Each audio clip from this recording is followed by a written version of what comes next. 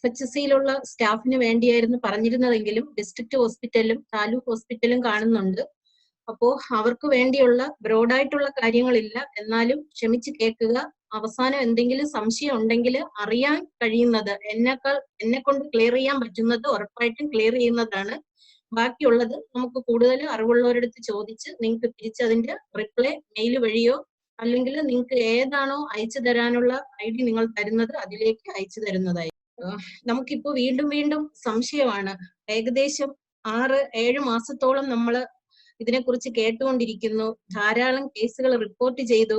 എല്ലാ സ്ഥാപനങ്ങളും infection control policies നല്ലതായിട്ട് നടത്തുന്നുണ്ട്. വീണ്ടും ഇതിന്റെ ആവശ്യമുണ്ടോ എന്ന് അല്ലേ?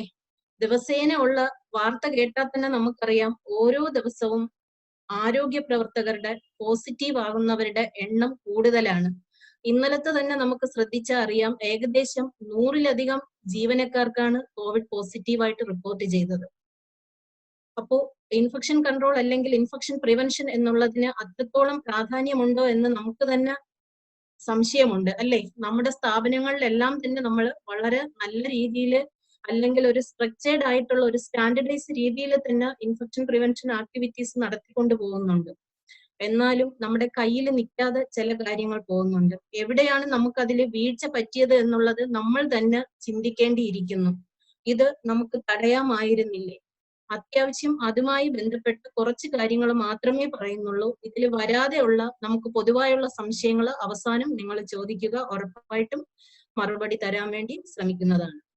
എല്ലാവരും പറഞ്ഞു കേട്ട് പരിചയിച്ച ഒരു വാക്കാണ് അല്ലേ? ആരോഗ്യ പ്രവർത്തകരാണ് COVID-19 പോരാട്ടത്തിൽ മുൻനിര പോരാളികളായി നിൽക്കുന്നതെന്ന്. ഉറപ്പായിട്ടും നമ്മളാണ്, ആരോഗ്യ പ്രവർത്തകരാണ് അല്ലെങ്കിൽ ഹെൽത്ത് കെയർ പേഴ്സണൽസ് ആണ് COVID-19 പോരാട്ടത്തിൽ മുൻപന്തിയിൽ നിൽക്കുന്നത്. ആയതിനാൽ നമുക്ക് അസുഖം കിട്ടാനുള്ള സാധ്യത വളരെ കൂടുതലാണ്. അതുപോലെ തന്നെ നമ്മളിൽ നിന്നും മറ്റുള്ളവരിലേക്ക് അസുഖം കിട്ടാനുള്ള സാധ്യതയുമുണ്ട്.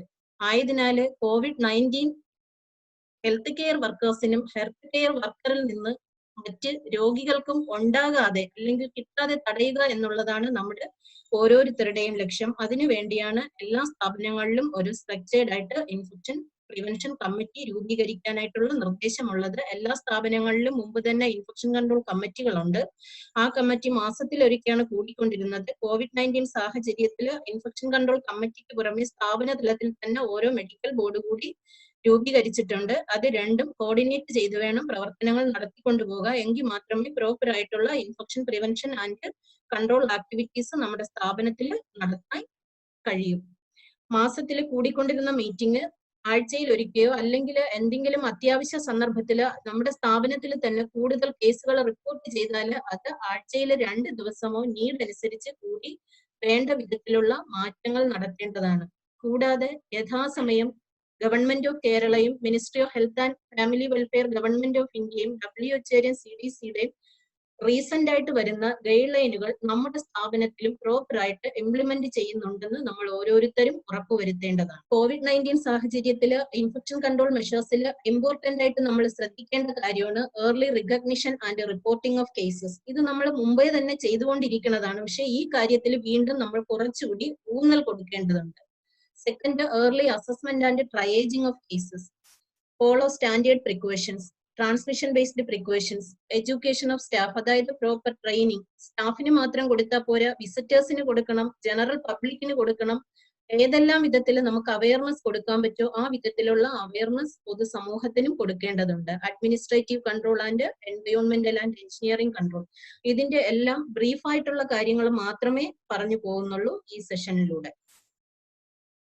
ഏർലി റിക്കഗ്നിഷൻ ഓഫ് കേസിൽ നമ്മൾ ഓരോരുത്തരും അറിഞ്ഞിരിക്കേണ്ടത് നമ്മുടെ മുന്നിൽ വരുന്ന ഓരോരുത്തരും ഹൈലി ഇൻഫെക്ഷ്യസ് ആണ് എന്ന നിലയിൽ മാത്രമാണ് നമ്മൾ ട്രീറ്റ് ചെയ്യാനുള്ളത്. അതിന്റെ ഭാഗമായിട്ട് പല മെത്തേഡുകൾ നമുക്ക് നടത്താം. ഏറ്റവും ഇമ്പോർട്ടന്റ് ആയിട്ടുള്ളതാണ് സ്ക്രീനിങ് ക്വസ്റ്റിനെയർ. എല്ലാവർക്കും അറിയാം, നമ്മുടെ സ്ഥാപനങ്ങളിലെല്ലാം സ്ക്രീനിങ് ക്വസ്റ്റിനെയർ ഏകദേശം ജനുവരി മുതൽ തന്നെ തുടങ്ങിക്കഴിഞ്ഞു. എന്നാലും വീണ്ടും ഒന്നുകൂടി പറയണ, ഏതെങ്കിലും ഭാഗത്ത് നമുക്കത് വിട്ടുപോയിട്ടുണ്ടെങ്കിൽ വീണ്ടും അത് ചെയ്യേണ്ടതാണ് സ്ക്രീനിങ് ക്വസ്റ്റിനെയറിലൂടെ. അതിൽ ധാരാളം കാര്യങ്ങൾ ചോദിക്കാൻ കഴിയും. കണ്ടെയ്ൻമെന്റ് സോണിൽ നിന്നാണോ വരുന്നത്, രോഗം ഏതെങ്കിലും രോഗബാധിത പ്രദേശത്തു നിന്നാണോ, രോഗബാധിത രാജ്യത്താണോ, നമ്മുടെ വീട്ടിലെ ക്വാറന്റൈനിലുള്ള ആരെങ്കിലും ഉണ്ടോ, നമ്മുടെ പോസിറ്റീവായിട്ട് അസിംറ്റമാറ്റിക് ആയിട്ടുള്ളവര് വീട്ടിൽ ഇപ്പോൾ ചികിത്സയിലാണ്, വീട്ടിലാണ്, അവരുടെ കെയർ കൊടുക്കുന്നത് അവിടുന്ന് വരുന്നതാണോ, എങ്ങനെയുള്ള കാര്യങ്ങളെല്ലാം ചോദിക്കാം. ഈ സ്ക്രീനിങ് ക്വസ്റ്റ്യനെയർ സ്റ്റാഫിനെയും ഡെയിലി സ്ക്രീൻ ചെയ്യേണ്ടതായിട്ടുണ്ട്. എങ്കിൽ മാത്രമേ നമുക്ക് ഹെൽത്ത് കെയർ പ്രൊഫഷണൽസിനും ഇൻഫെക്ഷൻ ഉണ്ടാകുന്നത് കുറയ്ക്കാൻ കഴിയൂ. കൂടാതെ സൈനേജസ്, അതായത് അവബോധ ബോർഡുകൾ യഥാവിധി എല്ലാ സ്ഥലത്തും, സ്ഥാപനത്തിന്റെ എല്ലാ സ്ഥലത്തും സ്ഥാപിക്കേണ്ടതാണ്. Promotion of respiratory hygiene and cough etiquette important ആണ്. എല്ലാവർക്കും അറിയാം COVID-19 കൂടുതലായും പകരുന്നത് ഡ്രോപ്ലെറ്റ് ഇൻഫെക്ഷനിലൂടെയാണ്. ആയതിനാൽ റെസ്പിറേറ്ററി ഹൈജീൻ നിർബന്ധമായും പാലിക്കേണ്ടതുണ്ട്. അടുത്ത ഇമ്പോർട്ടന്റ് പാർട്ടാണ്, നമുക്ക് എല്ലാ സ്ഥാപനങ്ങളിലും ഹെൽപ്പ് ഡെസ്ക് ഉണ്ട്. അവിടെ തന്നെ നമ്മൾ ചെയ്യുന്നുണ്ട്. കൊറോണ സസ്പെക്റ്റഡ് ആയിട്ടുള്ളവരെയും അല്ലാത്തവരെയും സെപ്പറേറ്റ് ചെയ്ത് വിടുന്നത്. അത് നിർബന്ധമായിട്ടും യഥാവിധി തന്നെ പാലിക്കേണ്ടതുണ്ട്. നമ്മുടെ OP-കളിലെല്ലാം സോഷ്യൽ ഡിസ്റ്റൻസിങ് പാലിച്ചിരിക്കണം. സോഷ്യൽ ഡിസ്റ്റൻസിന്റെ ഭാഗമായിട്ട് ചെയർ അറേഞ്ച് ചെയ്യുന്നതും 1 to 2 മീറ്റർ ഡിസ്റ്റൻസിലായിരിക്കണം ചെയറുകളെല്ലാം അറേഞ്ച് ചെയ്യേണ്ടത്. നമുക്ക് സ്വാഭാവികമായിട്ടും ഇപ്പോൾ ഒരു കൺഫ്യൂഷൻ ഉണ്ടാകാം. നമുക്കെല്ലാം എയർപോർട്ട് ചെയറുകൾ എല്ലാ സ്ഥാപനങ്ങളിലും ഉണ്ട്, 3 സീറ്റഡ് ആണ്. 3 സീറ്റഡ് ആയിട്ടുള്ളതിലെല്ലാം മിഡിൽ ചെയർ നമ്മൾ ബ്ലോക്ക് ചെയ്യുക. അപ്പോൾ ഏകദേശം 1 മീറ്ററിൽ കൂടുതൽ ഡിസ്റ്റൻസ് നമുക്ക് ഉറപ്പിക്കാൻ കഴിയും. പ്രോപ്പർ ആയിട്ടുള്ള പേഴ്സണൽ പ്രൊട്ടക്റ്റീവ് എക്വിപ്മെന്റിന്റെ യൂസ് ഇവിടെ വളരെ കെയർഫുൾ ആയിരിക്കണം. പേഴ്സണൽ പ്രൊട്ടക്റ്റീവ് എക്വിപ്മെന്റ് നീഡ് അനുസരിച്ച് വേണം നമ്മൾ യൂസ് ചെയ്യാനുള്ളത്. ആ കാര്യത്തിൽ നമ്മൾ ഉറപ്പായിട്ടും അത് അങ്ങനെയാണ് നടക്കുന്നത് എന്ന് ഉറപ്പിക്കേണ്ടതുണ്ട്. Next, early assessment and triaging of cases. Triaging എല്ലാവർക്കും അറിയാം, രോഗ തീവ്രത അനുസരിച്ച് നമ്മൾ വരുന്ന രോഗികളെ തരംതിരിക്കുന്നതാണ്. COVID-19 സാഹചര്യത്തിലും രോഗ തീവ്രത അനുസരിച്ചാണ്. പക്ഷെ അവിടെ നമ്മൾ 3ആയിട്ടാണ് കാറ്റഗറൈസ് ചെയ്തേക്കുന്നത്. Category A, category B and category C. Category A എന്ന് പറയുന്നത് മൈൽഡ് സിംറ്റംസ്, അതായത് ചെറിയ രീതിയിൽ ജലദോഷം, തലവേദന, പനി, ഇത്തരം കാര്യങ്ങൾ. മൈൽഡ് ആൻഡ് 3ആയിട്ട് തരംതിരിച്ചിട്ടുണ്ട്. ഇത് പ്രകാരമായിരിക്കണം നമ്മുടെ ഹെൽപ്പ് ഡെസ്ക് തൊട്ട് അല്ലെങ്കിൽ കോവിഡിന് സെപ്പറേറ്റ് ആയിട്ടുള്ള പാർട്ടിലേക്ക് പേഷ്യന്റിനെ തരംതിരിച്ച് വിടുമ്പോൾ ചെയ്യേണ്ടത്. അത് CFLTC-യിലാണെങ്കിലും നമ്മൾ അത് ചെയ്യേണ്ടതുണ്ട്. കാരണം കാറ്റഗറി C ആയിട്ടുള്ളവരെയൊക്കെ കോവിഡ് ഹോസ്പിറ്റലിലേക്ക് ട്രാൻസ്ഫർ ചെയ്യേണ്ടതുണ്ട്. നമ്മുടെ മുന്നിലേക്ക് വരുന്നവര് ട്രയേജിങ് വളരെ ഇമ്പോർട്ടന്റ് ആയിട്ട് ചെയ്യേണ്ടതുണ്ട്. FHSC സ്റ്റാഫും കൂടി ഉള്ളതുകൊണ്ട് ഒരു കാര്യം കൂടി പറയണം. ഇവിടെ നമുക്ക് പാലിയേറ്റീവ് കെയറിലുള്ള സ്റ്റാഫും ഉണ്ട്.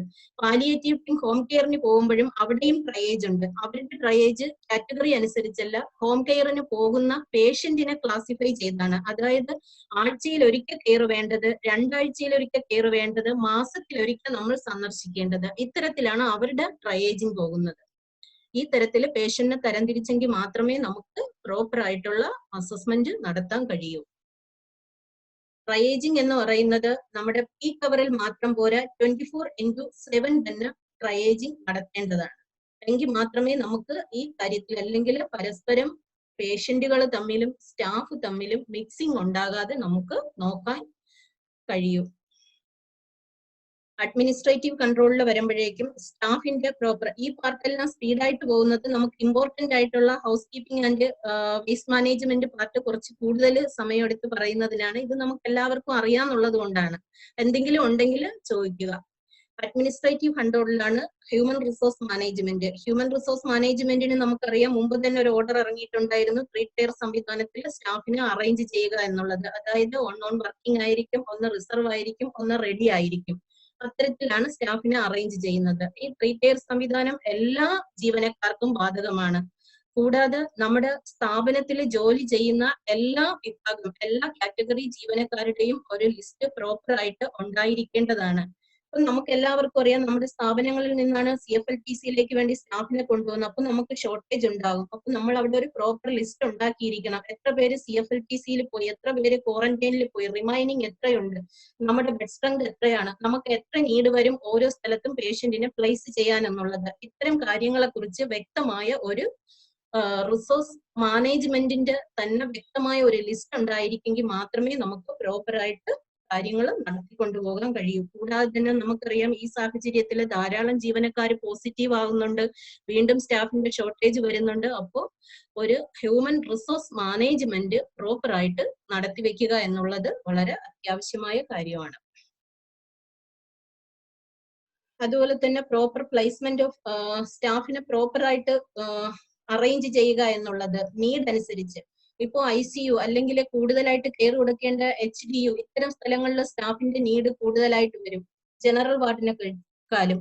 അതുപോലെ അത്യാഹിത വിഭാഗം, ഇത്തരം സ്ഥലങ്ങളിൽ സ്റ്റാഫ് പേഷ്യന്റ് റേഷ്യോ അനുസരിച്ച് തന്നെ സ്റ്റാഫിന് പോസ്റ്റ് ചെയ്യേണ്ട ആവശ്യമുണ്ട്. കൂടാതെ COVID-19 ബന്ധപ്പെട്ട് അല്ലെങ്കിൽ ഐസൊലേഷൻ ഫെസിലിറ്റികളിൽ ഡ്യൂട്ടി എടുക്കുന്ന സ്റ്റാഫിന് പരമാവധി ഹോസ്പിറ്റലുകളിൽ തന്നെ അക്കോമഡേഷനും അറേഞ്ച് ചെയ്യേണ്ടതുണ്ട്. അക്കോമഡേഷൻ അറേഞ്ച് ചെയ്യുന്നത് വഴി നമ്മൾ ഉപയോഗിച്ച PPE ഏതെങ്കിലും ഒരു ബ്രീച്ച് ഉണ്ടായി, നമ്മളൊരു ഹൈ റിസ്ക് പ്രൈമറി കോണ്ടാക്ട് ആയി, എന്നാൽ നമ്മളിൽ നിന്ന് വേറൊരാൾക്ക് ഇൻഫെക്ഷൻ ഉണ്ടാകാതിരിക്കുന്നതിന് ഇത് സഹായമായിരിക്കും. കൂടാതെ പബ്ലിക് ട്രാൻസ്പോർട്ട് സിസ്റ്റം ഉപയോഗിച്ചാണ് ഡെയിലി യാത്ര ചെയ്യുന്നതെങ്കിൽ നമുക്ക് ഡെയിലി ഇപ്പൊ കാണുന്നുണ്ട് ഉറവിടം അറിയാത്ത കേസുകൾ ധാരാളം റിപ്പോർട്ട് ചെയ്യുന്നതായിട്ട്.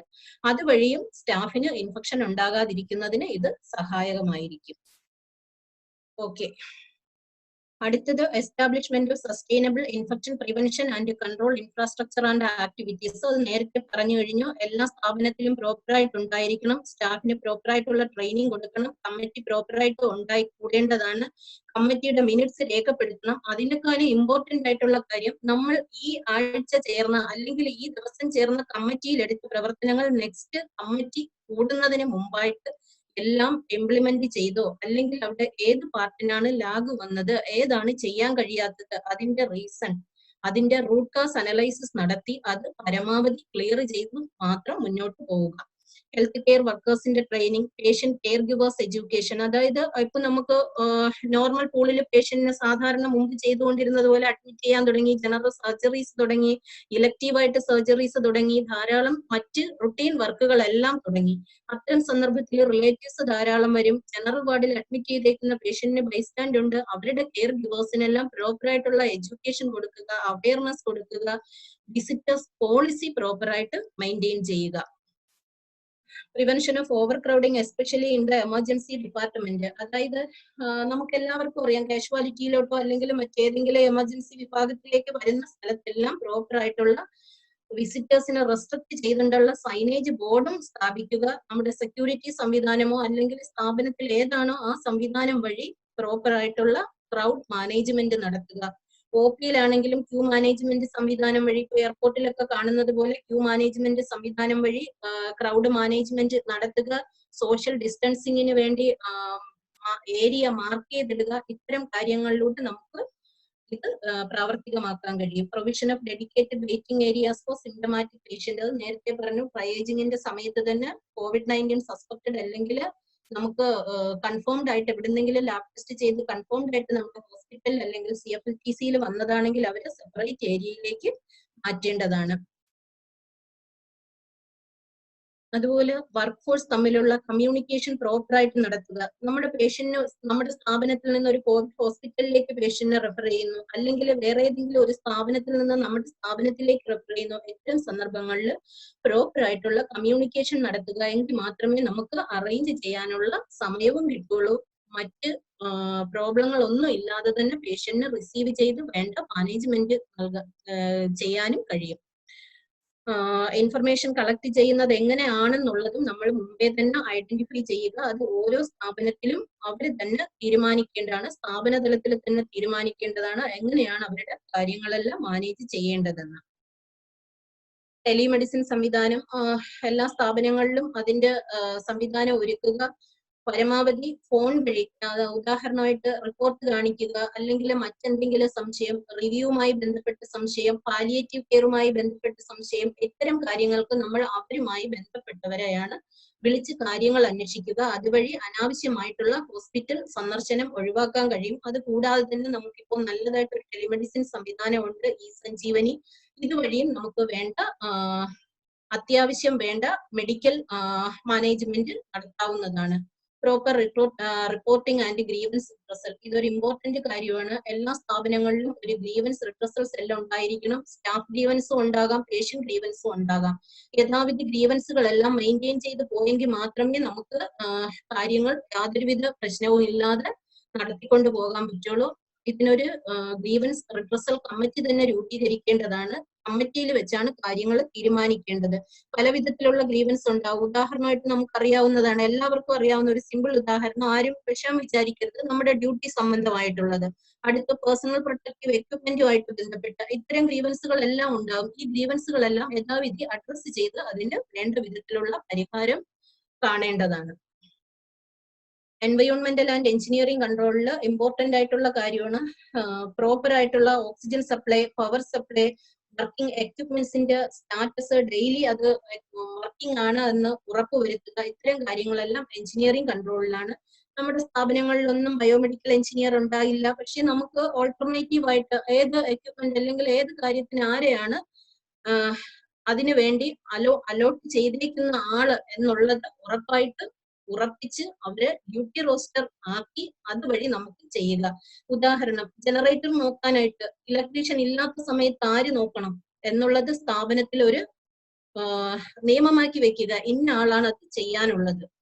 പ്രോപ്പർ ആയിട്ടുള്ള വാട്ടർ സപ്ലൈ കിട്ടുന്നതിന്, ടാങ്ക് ഫുള്ളാക്കുന്നതിന് ആരെയാണ് ഉത്തരവാദിത്തപ്പെടുത്തിയിരിക്കുന്നത്. ഇത്തരം കാര്യങ്ങളെല്ലാം നമ്മൾ അവിടുത്തെ സ്ഥാപന തലത്തിൽ തന്നെ അറേഞ്ച് ചെയ്ത് അതൊരു ഡ്യൂട്ടി റോസ്റ്റർ ആക്കി തന്നെ വെക്കേണ്ടതാണ്. എങ്കിൽ മാത്രമേ നമുക്കിത് പ്രോപ്പറായിട്ട് മെയിൻറ്റെയിൻ ചെയ്ത് കൊണ്ടുപോകാൻ കഴിയൂ.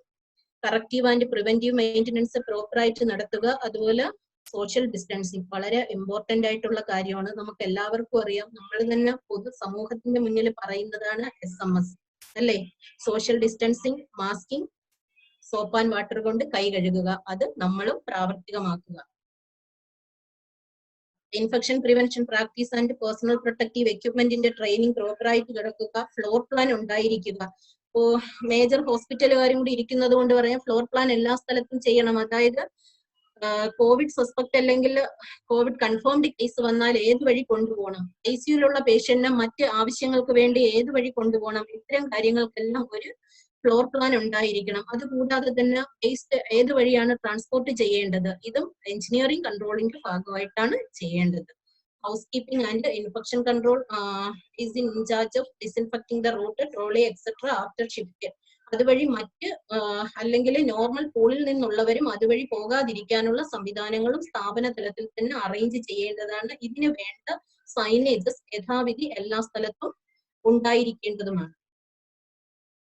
അടുത്താണ് നമ്മുടെ ഇമ്പോർട്ടന്റ് പാർട്ട്, സ്റ്റാൻഡേർഡ് പ്രിക്കോഷൻസ്. നമുക്ക് എല്ലാവർക്കും അറിയാം, നമ്മളിപ്പോ പാലിച്ചുകൊണ്ടിരിക്കുന്നത് standard precautions in addition transmission based precautions. Standard പ്രിക്കോഷൻസും ട്രാൻസ്മിഷൻ ബേസ്ഡ് പ്രിക്കോഷൻസും പ്രോപ്പറായിട്ട് പാലിച്ചാൽ തന്നെ നമുക്ക് ഇൻഫെക്ഷൻ പ്രിവെൻഷൻ ഏകദേശം അല്ല 90% മുകളിൽ ഉറപ്പുവരുത്താൻ കഴിയും. നമ്മുടെ ആരോഗ്യ പ്രവർത്തകർക്കും നമ്മുടെ മുന്നിൽ വരുന്നവർക്കും ഇൻഫെക്ഷൻ ഉണ്ടാകാതെ നമുക്ക് സൂക്ഷിക്കാനും കഴിയും. എല്ലാവർക്കും അറിയാം യൂണിവേഴ്സൽ പ്രിക്കോഷനും സ്റ്റാൻഡേർഡ് പ്രിക്കോഷനും തമ്മിലുള്ള വ്യത്യാസം. യൂണിവേഴ്സൽ പ്രിക്കോഷനിൽ നമ്മൾ ബ്ലഡ് ബോൺ ഡിസീസസിന്റെ കാരിയേഴ്സ് ആയിട്ടുള്ളവർ വരുന്ന പേഷ്യന്റിനെ ട്രീറ്റ് ചെയ്യുന്ന സമയത്ത് പാലിച്ചു കൊണ്ടിരുന്ന പ്രത്യേകതരം ടെക്നിക്കിനാണ് യൂണിവേഴ്സൽ പ്രിക്കോഷൻ എന്ന് പറയുന്നത്. 1985-88 കാലഘട്ടങ്ങളിലാണ് യൂണിവേഴ്സൽ പ്രിക്കോഷൻസ് ഇൻട്രൊഡ്യൂസ് ചെയ്തത്. നമുക്കറിയാം 81 ശേഷം HIV റിപ്പോർട്ട് ചെയ്ത സമയത്താണ് ഇതിന്റെ ഒരു ഇമ്പോർട്ടൻസ് മനസ്സിലാക്കിയതും യൂണിവേഴ്സൽ പ്രിക്കോഷൻസ് നിലവിൽ വന്നതും. വീണ്ടും ധാരാളം കേസുകൾ വന്ന സമയത്ത് 87 കാലഘട്ടത്തിൽ ബോഡി സബ്സ്റ്റൻസ് ഐസൊലേഷൻ നിലവിൽ വന്നു. വീണ്ടും ധാരാളം കേസുകൾ വന്നപ്പോൾ 1996 മുതൽ നമ്മൾ സ്റ്റാൻഡേർഡ് പ്രിക്കോഷൻസ് ആണ് ഇൻട്രൊഡ്യൂസ് ചെയ്ത് പ്രാക്ടീസ് ചെയ്തുകൊണ്ടിരിക്കുന്നത്. പ്രോപ്പർ ആയിട്ടുള്ള സ്റ്റാൻഡേർഡ് പ്രിക്കോഷൻസ് എല്ലാവരും പാലിക്കുക. സ്റ്റാൻഡേർഡ് പ്രിക്കോഷൻസിന്റെ ഇമ്പോർട്ടന്റ് അറിയാം. യൂണിവേഴ്സൽ പ്രിക്കോഷനിൽ നമ്മൾ പറഞ്ഞു നിർത്തിയത് ബ്ലഡ് ബോൺ ഡിസീസസ് അല്ലെങ്കിൽ ബോഡി ഫ്ലൂയിഡുമായിട്ടുള്ള കോണ്ടാക്ട് വരുന്ന സന്ദർഭത്തിൽ പ്രത്യേകമായിട്ടുള്ള പ്രിക്കോഷൻസ് എടുക്കുക എന്നുള്ളതാണ്. പക്ഷെ സ്റ്റാൻഡേർഡ് പ്രിക്കോഷൻ വന്നപ്പോൾ മാറ്റം വന്നു. അതായത് transmission of diseases that can be acquired by contact with blood, body fluids, non intact skin and mucous membrane. ആ രണ്ട് വാക്ക് വളരെ ഇമ്പോർട്ടന്റ് ആണ്. ഇത്തരം സന്ദർഭത്തിലും നമ്മൾ വ്യക്തമായ കൃത്യമായ സുരക്ഷാ ഉപാധികൾ ഉപയോഗിക്കേണ്ടതായുണ്ട്. സ്റ്റാൻഡേർഡ് പ്രിക്കോഷൻ എല്ലാവർക്കും അറിയാം, all personnel, all time on all patient ആണ്. അതായത് നമ്മുടെ മുന്നിൽ വരുന്നവരുടെ രോഗാവസ്ഥയോ അവരുടെ മറ്റ് ചികിത്സാ മാർഗങ്ങളോ നോക്കാതെ കൃത്യമായ വ്യക്തി സുരക്ഷാ ഉപാധികളോട് കൂടി അല്ലെങ്കിൽ സ്റ്റാൻഡേർഡ് പ്രിക്കോഷനോട് കൂടി മാത്രമേ ഓരോ രോഗികളുടെ മുന്നിലും നമുക്ക് വേണ്ട കെയർ കൊടുക്കുന്നതിന് വേണ്ടി പോകാൻ പാടുള്ളൂ. കമ്പോണൻസ് ഓഫ് സ്റ്റാൻഡേർഡ് പ്രിക്കോഷൻ എല്ലാവർക്കും അറിയാം. First, hand hygiene, personal protective എക്യുപ്മെന്റ്സിന്റെ proper use, respiratory hygiene and cooperative, safe injection and infusion practice, cleaning and disinfection, linen and laundry management, proper patient placement, disposal of hospital waste, training of healthcare providers. ഇതില് hospital വേസ്റ്റിന്റെ disposal ഒരു പാർട്ടായിട്ട് എടുക്കുന്നുണ്ട്. കൂടാതെ safe injection and infusion practices. ബാക്കിയെല്ലാം നമ്മൾ സ്ഥിരം പാലിച്ചുകൊണ്ട് പോകുന്നതിലുള്ള മാറ്റങ്ങൾ മാത്രമേ പറഞ്ഞു പോകുന്നുള്ളൂ. എന്തെങ്കിലും ഉണ്ടെങ്കിൽ അവസാനം അത് ക്ലിയർ ചെയ്യുന്നതാണ്. ഹാൻഡ് ഹൈജീൻ എല്ലാവർക്കും അറിയാം. നമ്മൾ പൊതുജനങ്ങൾക്ക് വേണ്ടി 20 സെക്കൻഡ് കൈ കഴുകണം എന്ന് പറഞ്ഞു. പക്ഷേ ആരോഗ്യ പ്രവർത്തകരായ നമ്മൾ ഓരോരുത്തരും ഹൈജീനിക് ഹാൻഡ് വാഷിംഗ് ആണ് ഡ്യൂട്ടിയുടെ ഭാഗമായിട്ട് ചെയ്യേണ്ടത്. നമ്മുടെ വീട്ടിൽ സാധാരണ നമ്മൾ ചെയ്യുന്നത് പോലെയുള്ള സോഷ്യൽ ഹാൻഡ് വാഷിംഗ് നമ്മുടെ ആരോഗ്യ പ്രവർത്തകർ എന്ന നിലയിൽ രോഗി പരിചരണവുമായി ബന്ധപ്പെട്ട് ചെയ്യുന്നതാണ് ഹൈജീനിക് ഹാൻഡ് വാഷിംഗ്. അടുത്തത് surgical hand washing. Hygienic hand washing എന്ന് പറയുന്നത് 5 മൊമെന്റ്സ് ഓഫ് ഹാൻഡ് ഹൈജീൻ അവിടെ വളരെ ഇമ്പോർട്ടന്റ് ആണ്. എല്ലാവർക്കും അറിയാം. First, before touching A patient, before clean or aseptic procedure, after body fluid exposure, after touching a patient, after touching patient surroundings. ഇത്തരം സന്ദർഭങ്ങളിൽ നിർബന്ധമായും ഹാൻഡ് ഹൈജീൻ പാലിച്ചിരിക്കണം. ഹാൻഡ് ഹൈജീൻ നമ്മൾ 2 വിധത്തിൽ ചെയ്യുന്നുണ്ട്. സർജിക്കൽ കൂടാതെ തന്നെ ആൽക്കഹോൾ ഉപയോഗിച്ചും സോപ്പ് ആൻഡ് വാട്ടർ ഉപയോഗിച്ചും. ആൽക്കഹോൾ ഉപയോഗിച്ചാണെങ്കിൽ 20 to 30 സെക്കൻഡ് ആണ് ചെയ്യേണ്ടത്. സോപ്പ് ആൻഡ് വാട്ടർ ആണെങ്കിൽ 40 to 60 second up to wrist. എങ്കിൽ മാത്രമേ പ്രോപ്പറായിട്ട് ഹാൻഡ് ഹൈജീൻ ചെയ്തു എന്ന് ഉറപ്പിക്കാൻ കഴിയൂ. ഹാൻഡ് ഹൈജീൻ ചെയ്യുന്നതിൽ ഇമ്പോർട്ടന്റ് ആയിട്ടുള്ള കാര്യം, ചില ഏരിയകൾ നമ്മൾ ചെയ്യുന്ന സമയത്ത് മിസ് ചെയ്യാനുള്ള സാധ്യതയുണ്ട്. ഇത് വരാതെ വേണം ചെയ്യേണ്ടത്. അതിലാണ് നമ്മൾ വളരെ കെയർഫുൾ ആയിരിക്കേണ്ടത്. ഈ പടം നിങ്ങൾക്ക് എല്ലാവർക്കും കാണാൻ പറ്റും. അതില് നീലയിലിട്ടത് ഫ്രീക്വന്റ്ലി മിസ്ഡും ചുവപ്പിലിട്ടത് മോസ്റ്റ് ഫ്രീക്വന്റ്ലി മിസ്ഡും. നമുക്ക് തന്നെ അറിയാം, കമ്പ് കഴുകുന്ന സമയത്ത് നമ്മൾ ആർച്ച് ഉൾപ്പെടെ കവർ ചെയ്ത് കാണാൻ തോന്നുന്നു. ആർച്ച് ഉൾപ്പെടെ കവർ ചെയ്ത് വരുന്ന വിധത്തിൽ കഴുകുക. കമ്പ് മാത്രം റൊട്ടേഷൻ ചെയ്താൽ പോരാ, ആർച്ച് ഉൾപ്പെടെ വരുന്ന വിധത്തിൽ കഴുകണം. ഇന്റർലൈസിങ് ചെയ്ത് കഴുകുന്ന സമയത്ത് പ്രോപ്പർ ആയിട്ട് വേണം കഴുകാനുള്ളത്. എങ്കിൽ മാത്രമേ അവിടെ എല്ലാം ക്ലീൻ ആയെന്ന് ഉറപ്പുവരുത്താൻ പറ്റൂ. അടുത്ത് ഏറ്റവും ഇമ്പോർട്ടന്റ് ആയതാണ് നമ്മുടെ നഖങ്ങളുടെ അഗ്രഭാഗവും നെയിൽ ബഡ്സും. ആ ഭാഗം ചെയ്യുമ്പോഴും വളരെ കൃത്യമായി തന്നെ ചെയ്യുക. വിരലുകൾ ചേർത്ത് പിടിച്ചതിന് ശേഷം ഒരല്പം ബെൻഡ് ചെയ്ത് വേണം കഴുകാനെങ്കിൽ മാത്രമേ ഈ പാർട്ട് ഉൾപ്പെടെ ക്ലീൻ ചെയ്ത് വരികയുള്ളൂ. ഇത്തരം ഭാഗങ്ങൾ ഹാൻഡ് ഹൈജീൻ സമയത്ത് വളരെയധികം ശ്രദ്ധിക്കേണ്ടതുണ്ട്. റെസ്പിറേറ്ററി ഹൈജീൻ ഇപ്പൊ എല്ലാവർക്കും അറിയാം. റെസ്പിറേറ്ററി ഹൈജീൻ ഇത്ര ഇമ്പോർട്ടന്റ് ഉണ്ടോ എന്ന്? വളരെയധികം ഇമ്പോർട്ടന്റ് ഉണ്ട്. അതായത് എല്ലാവരും മാസ്ക് കെട്ടിയാലും ആ മാസ്ക് പ്രോപ്പറായി കെട്ടിയെങ്കിൽ മാത്രമേ നമുക്ക് അവിടെ റെസ്പിറേറ്ററി ഹൈജീൻ പ്രോപ്പറായി പാലിച്ചു എന്ന് പറയാൻ കഴിയൂ. അതിലും 1-2 കാര്യങ്ങൾ ശ്രദ്ധിക്കുക. നമ്മൾ എപ്പോഴെങ്കിലും തുമ്മുകയോ ചുമക്കുകയോ ചെയ്ത് നമ്മുടെ മാസ്ക് സോയിൽഡ് ആയെന്ന് ഉറപ്പായാൽ നിർബന്ധമായും ആ മാസ്ക് ഡിസ്കാർഡ് ചെയ്യേണ്ടതാണ്. സാധാ 3 ലെയർ അല്ലെങ്കിൽ 2 ലെയർ മാസ്ക് ആണെങ്കിൽ 4 to 6 hours ആവുമ്പോൾ ഉറപ്പായിട്ടും മാറ്റുക. അതുകൂടാതെ നമ്മൾ ആഹാരം കഴിക്കാനോ മറ്റെന്തെങ്കിലും ആവശ്യത്തിനായിട്ട് മാസ്ക് മാറിയാൽ നിർബന്ധമായിട്ടും അത് മാറ്റി പുതിയ മാസ്ക് തന്നെ ധരിച്ചിരിക്കേണ്ടതാണ്. കൂടാതെ എല്ലാവർക്കും മാസ്ക് ഉപയോഗിച്ചത് ഡിസ്കാർഡ് ചെയ്യുന്നതിനായിട്ട് യഥാസ്ഥലങ്ങളിൽ ഡിസ്പോസ് ചെയ്യാനുള്ള ബിന്നുകൾ ഉണ്ടായിരിക്കേണ്ടതാണ്. ഉദാഹരണം, ഡ്യൂട്ടി റൂമുകളിൽ നമ്മൾ ഡ്യൂട്ടി സ്ഥലത്തുനിന്ന് വന്ന മാസ്ക് ചേഞ്ച് ചെയ്തിട്ട് ഫ്രഷ് ആയിട്ടുള്ള മാസ്ക് ധരിച്ചു വേണം വീട്ടിലേക്ക് പോകാനുള്ളത്. അപ്പോൾ നിർബന്ധമായും ഡ്യൂട്ടി സ്ഥലങ്ങളിൽ മാസ്ക് ഡിസ്പോസ് ചെയ്യുന്നതിനുള്ള ഡസ്റ്റ്ബിൻ ഉണ്ടായിരിക്കേണ്ടതാണ്. കൂടാതെ മാസ്ക് ഡിസ്കാർഡ് ചെയ്താൽ അല്ലെങ്കിൽ റിമൂവ് ചെയ്താൽ ഹാൻഡ് ഹൈജീൻ വളരെ ഇമ്പോർട്ടന്റ് ആണ്. കൈ കഴുകുന്നതിന് സിങ്കും സോപ്പ് സൊല്യൂഷനും ഉണ്ടായിരിക്കണം. കൺവീനിയന്റ്ലി ലൊക്കേറ്റഡ് ആയിട്ടുള്ള ഡിസ്പെൻസേഴ്സ്, ആൽക്കഹോൾ ബേസ്ഡ് ഹാൻഡ് റബ്ബ് ഉണ്ടായിരിക്കണം. ഇത്തരം കാര്യങ്ങളെല്ലാം സ്ഥാപനത്തിൽ നമ്മൾ ചെയ്തു കഴിഞ്ഞു. വീണ്ടും ഇല്ലാത്ത സ്ഥലങ്ങളിൽ നമുക്ക് എവിടെയെങ്കിലും ലാഗ് വന്നെങ്കിൽ ചെയ്യുക എന്നുള്ളതിലാണ് ഒന്നുകൂടി പറഞ്ഞത്. ഡ്രോപ്ലെറ്റ് പ്രിക്വേഷൻ എല്ലാവരും പാലിക്കുക. ഇതിൽ 1-2 കാര്യങ്ങളുണ്ട്. ഒന്ന് ജസ്റ്റ് പറഞ്ഞു പോകാം. അതായത് നമ്മൾ എല്ലാവരും സാധാരണ ചെയ്തു പോകുന്ന 1-2 കാര്യങ്ങളാണ്. 2 മാസ്ക് കെട്ടുക എന്നുള്ളത്. 2 3 ലെയർ മാസ്ക് കെട്ടിയാലും 1 3 ലെയർ മാസ്ക് കെട്ടിയാലും പഠനങ്ങൾ പറയുന്നത് 1 മാസ്ക് കെട്ടുന്നതിന്റെ ഉപയോഗമേ ഉള്ളൂ എന്നാണ്. വീണ്ടും നമ്മൾ അറിയാതെ ചെയ്തു പോകുന്ന കാര്യമാണ് N95 മാസ്കിന്റെ പുറത്ത് 3 ലെയർ മാസ്ക് കെട്ടുന്നത്. അതായത് N95 മാസ്ക് വീണ്ടും ഉപയോഗിക്കേണ്ടി വന്നാലോ എന്നുള്ള കാര്യത്തിലോ N95 മാസ്കിന്റെ പുറത്ത് ഒന്നുകൂടി ഇരിക്കട്ടെ. ഒരു കാരണവശാലും ഒരു N95 മാസ്കിന്റെ മുകളിൽ ഒരു 3 ലെയർ മാസ്ക് കെട്ടിയാൽ നമ്മൾ ആ N95 മാസ്കിന്റെ ഉപയോഗം അല്ലെങ്കിൽ യഥാവിധിയുള്ള ഫിൽട്രേഷൻ നടക്കില്ല. കൂടാതെ 3 ലെയർ മാസ്ക് കെട്ടിക്കഴിഞ്ഞാൽ അതിന്റെ മുകളിൽ N95 മാസ്കും. ഇത്തരം ഉള്ള പ്രാക്ടീസസ് ഒന്നും നമുക്ക് ഇൻഫെക്ഷൻ പ്രിവെന്റ് ചെയ്യുന്നതിന് സഹായിക്കുകയല്ല. അത് നമുക്ക് കൂടുതൽ ദോഷകരമായാണ് ബാധിക്കുന്നത്. പല സ്ഥലത്തും ഈ ഒരു രീതി കണ്ടതുകൊണ്ട് മാത്രം ഒന്ന് സൂചിപ്പിച്ചെന്ന് മാത്രമേ ഉള്ളൂ. എല്ലാവരും അതിൽ ശ്രദ്ധിക്കേണ്ടതാണ്. ഇതൊക്കെയാണ് നമ്മുടെ പേഴ്സണൽ പ്രൊട്ടക്റ്റീവ് എക്യുപ്മെന്റ് ഉപയോഗിക്കുമ്പോൾ ഉണ്ടാകുന്ന ബ്രീച്ചുകൾ. ഇത്തരം കാര്യങ്ങളാണ് ശ്രദ്ധിക്കേണ്ടത്. സോഷ്യൽ ഡിസ്റ്റൻസിങ് എല്ലാവർക്കും അറിയാം. 1 മീറ്റർ പറഞ്ഞുകൊണ്ടിരുന്നു. ഇപ്പൊ നമ്മൾ 1 to 2 മീറ്റർ ആണ് പറയുന്നത്. അതും ജീവനക്കാർ ചേഞ്ച് ചെയ്യുന്ന സ്ഥലത്താകട്ടെ, ഓപ്പി വെയിറ്റിംഗ് ഏരിയയിലാകട്ടെ, ഇവിടെ എല്ലാം പ്രോപ്പർ ആയിട്ടുള്ള സോഷ്യൽ ഡിസ്റ്റൻസിങ് പാലിക്കുക. അതിനെക്കുറിച്ച് ഡീറ്റെയിൽ ആയിട്ട് പറയുന്നില്ല, എല്ലാവർക്കും അറിയാവുന്നതാണ്. നോൺ എസെൻഷ്യൽ ആയിട്ടുള്ള ട്രാവലുകളെല്ലാം നമ്മൾ ഉപേക്ഷിക്കുക. പബ്ലിക് ആയിട്ടുള്ള ഫങ്ഷൻസ് അവോയ്ഡ് ചെയ്യുക. ഫാമിലി ഗെറ്റ് ടുഗദേഴ്സ് അവോയ്ഡ് ചെയ്യുക. ഇത്തരം കാര്യങ്ങളെല്ലാം നമുക്ക് അറിയാവുന്നതാണ്. നമ്മൾ അതൊന്നുകൂടി പാലിക്കുക. നമ്മുടെ സ്ഥാപനത്തിലും അത്തരം പ്രോട്ടോകോളുകളെല്ലാം പാലിച്ചു എന്ന് ഉറപ്പുവരുത്തേണ്ടത് അവിടുത്തെ ഇൻഫെക്ഷൻ കൺട്രോൾ ടീമിന്റെ ഉത്തരവാദിത്വമാണ്. പേഷ്യന്റ് പ്ലേസ്മെന്റ് വളരെ ഇമ്പോർട്ടന്റ് ആണ്. നമ്മുടെ സ്ഥാപനത്തിൽ തന്നെ എൻട്രി എക്സിറ്റ് പ്ലാൻ ഉണ്ടായിരിക്കണം. റിസപ്ഷൻ ട്രയേജ് ഏരിയ എങ്ങനെയെന്നായിരിക്കണം. റെസ്പിറേറ്ററി ഇൻഫെക്ഷൻ അല്ലെങ്കിൽ ILU ആയിട്ട് വരുന്നവരുടെ OP എവിടെ ആയിരിക്കണം. അത് കൂടാതെ തന്നെ സാരി ക്ലിനിക്കുകളുള്ള സ്ഥാപനങ്ങളുണ്ട്, അതെങ്ങനെ ആയിരിക്കണം എന്നുള്ളതിനെ കുറിച്ചെല്ലാം നമ്മുടെ സ്ഥാപന തലത്തിൽ ഒരു തീരുമാനം ഉണ്ടായി അത് പ്രോപ്പറായിട്ട് തന്നെ തുറന്നു കൊണ്ടുപോകുക. നല്ലതായിട്ട് ചെയ്യുന്ന ഒരുപാട് സ്ഥാപനങ്ങളുണ്ട്. നമുക്ക് അറിഞ്ഞുകൂടാത്ത കാര്യങ്ങൾ ആ സ്ഥാപനങ്ങളുമായി ബന്ധപ്പെട്ട് വേണമെങ്കിലും ചോദിച്ച് ചെയ്യാവുന്നതാണ്. നമുക്ക് തന്നെ പൊതുവെ അറിയാവുന്ന കാര്യമാണ്. നമുക്കൊന്ന് എൻട്രി എക്സിറ്റ് ഇല്ലാത്ത സ്ഥാപനങ്ങളുണ്ട്. അതായത് 2 പാർട്ടില്ലാത്ത ഒരൊറ്റ ഗേറ്റുള്ള സ്ഥാപനങ്ങളുണ്ട്. അവിടെ എല്ലാം നമുക്ക് ടെമ്പററി അറേഞ്ച്മെന്റ് എന്ന പോലെ ഏതെങ്കിലും വിധത്തിലുള്ള പാർട്ടീഷൻ ചെയ്ത് ബുദ്ധിമുട്ടില്ലാത്ത വിധത്തില് പേഷ്യന്റിന് എൻട്രി എക്സിറ്റും അറേഞ്ച് ചെയ്യാവുന്നതാണ്. Floor plan and flow patient in different scenarios may be displayed in the patient entries on reception and triage. കാരണം പുതിയതായിട്ട് വരുന്ന ജീവനക്കാർക്കും ഇത് മനസ്സിലാക്കണം. നമ്മുടെ സ്ഥാപനത്തിൽ വരുന്ന മറ്റ് ഉള്ളവർക്കും ഇത് അറിയുന്നതിന് വേണ്ടി ഫ്ലോർ പ്ലാൻ ഡിസ്പ്ലേ ചെയ്തിരിക്കേണ്ടതാണ്. Plan how to triage all patient with epidemic symptoms without coming in contact with the general pool of patient.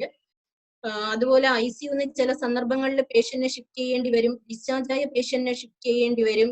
ഇത്തരം കാര്യങ്ങളെല്ലാം നമ്മൾ മുമ്പേ പ്ലാൻ ചെയ്യേണ്ടതാണ്. ഡിസ്ചാർജ് സന്ദർഭങ്ങളിൽ പേഷ്യന്റിനെ എവിടെയാണ് ഇൻഫോം ചെയ്യേണ്ടത്, വെഹിക്കിൾ എങ്ങനെയാണ് അറേഞ്ച് ചെയ്യേണ്ടത്, ഇത്തരം കാര്യങ്ങൾ മുൻകൂട്ടി പ്ലാൻ ചെയ്തിട്ട് ക്ലിയർ ആയിട്ടുള്ള ഇൻഫർമേഷൻ കൺസേൺഡ് സ്ഥലത്തും കൊടുത്തിട്ട് മാത്രമേ നമ്മൾ ഇത്തരം കാര്യങ്ങൾ ചെയ്യാൻ പാടുള്ളൂ. ICU ഏതെങ്കിലും ഒരു കാരണവശാൽ ഉദാഹരണമായിട്ട് CT എടുക്കാനായിട്ട് പേഷ്യന്റിനെ ഷിഫ്റ്റ് ചെയ്യേണ്ടി വന്നു, DH-ഉം താലൂക്കും ഉള്ളതുകൊണ്ടാണ് ഇതുകൂടി പറഞ്ഞു പോകുന്നത്. ഷിഫ്റ്റ് ചെയ്യേണ്ടി വന്നാൽ ഉറപ്പായിട്ടും ആ CT ഏരിയയിൽ റിപ്പോർട്ട് ചെയ്യണം എപ്പോഴാണ് പേഷ്യന്റിനെ ട്രാൻസ്പോർട്ട് ചെയ്യുന്നതെന്ന്. പരമാവധി പീക്ക് സമയം കഴിഞ്ഞിട്ട് ഷിഫ്റ്റ് ചെയ്യുന്നതായിരിക്കും ഉത്തമം. എമർജൻസി ആയിട്ട് ചെയ്യേണ്ടതാണെങ്കിൽ പ്രിയർ ഇൻഫർമേഷൻ കൊടുത്ത് അവിടെയുള്ള പേഷ്യന്റിനെയും ക്രൗഡിനെയും നിയന്ത്രിച്ചതിന് ശേഷം പേഷ്യന്റിനെ ഷിഫ്റ്റ് ചെയ്ത് വേണ്ട പ്രൊസീജിയർ നടത്തി തിരിച്ചു കൊണ്ടുപോകേണ്ടതാണ്. ഐസൊലേഷൻ റൂം സെറ്റ് ചെയ്തിട്ടുള്ളതാണ്, എല്ലാവർക്കും അറിയാം. എന്നാലും ഒന്നുകൂടി പറയുന്നത്, സിംഗിൾ റൂം അറ്റാച്ച്ഡ് ബാത്റൂം ഉണ്ടായിരിക്കണം, പ്രോപ്പർ ആയിട്ടുള്ള ഡസ്റ്റ്ബിൻ ഉണ്ടായിരിക്കണം, പ്രോപ്പർ ആയിട്ടുള്ള ലിനൻ മാനേജ്മെന്റ് നടത്തിയിരിക്കണം, ആൽക്കഹോൾ ബേസ്ഡ് ഹാൻഡ് റബ് ഉണ്ടായിരിക്കണം,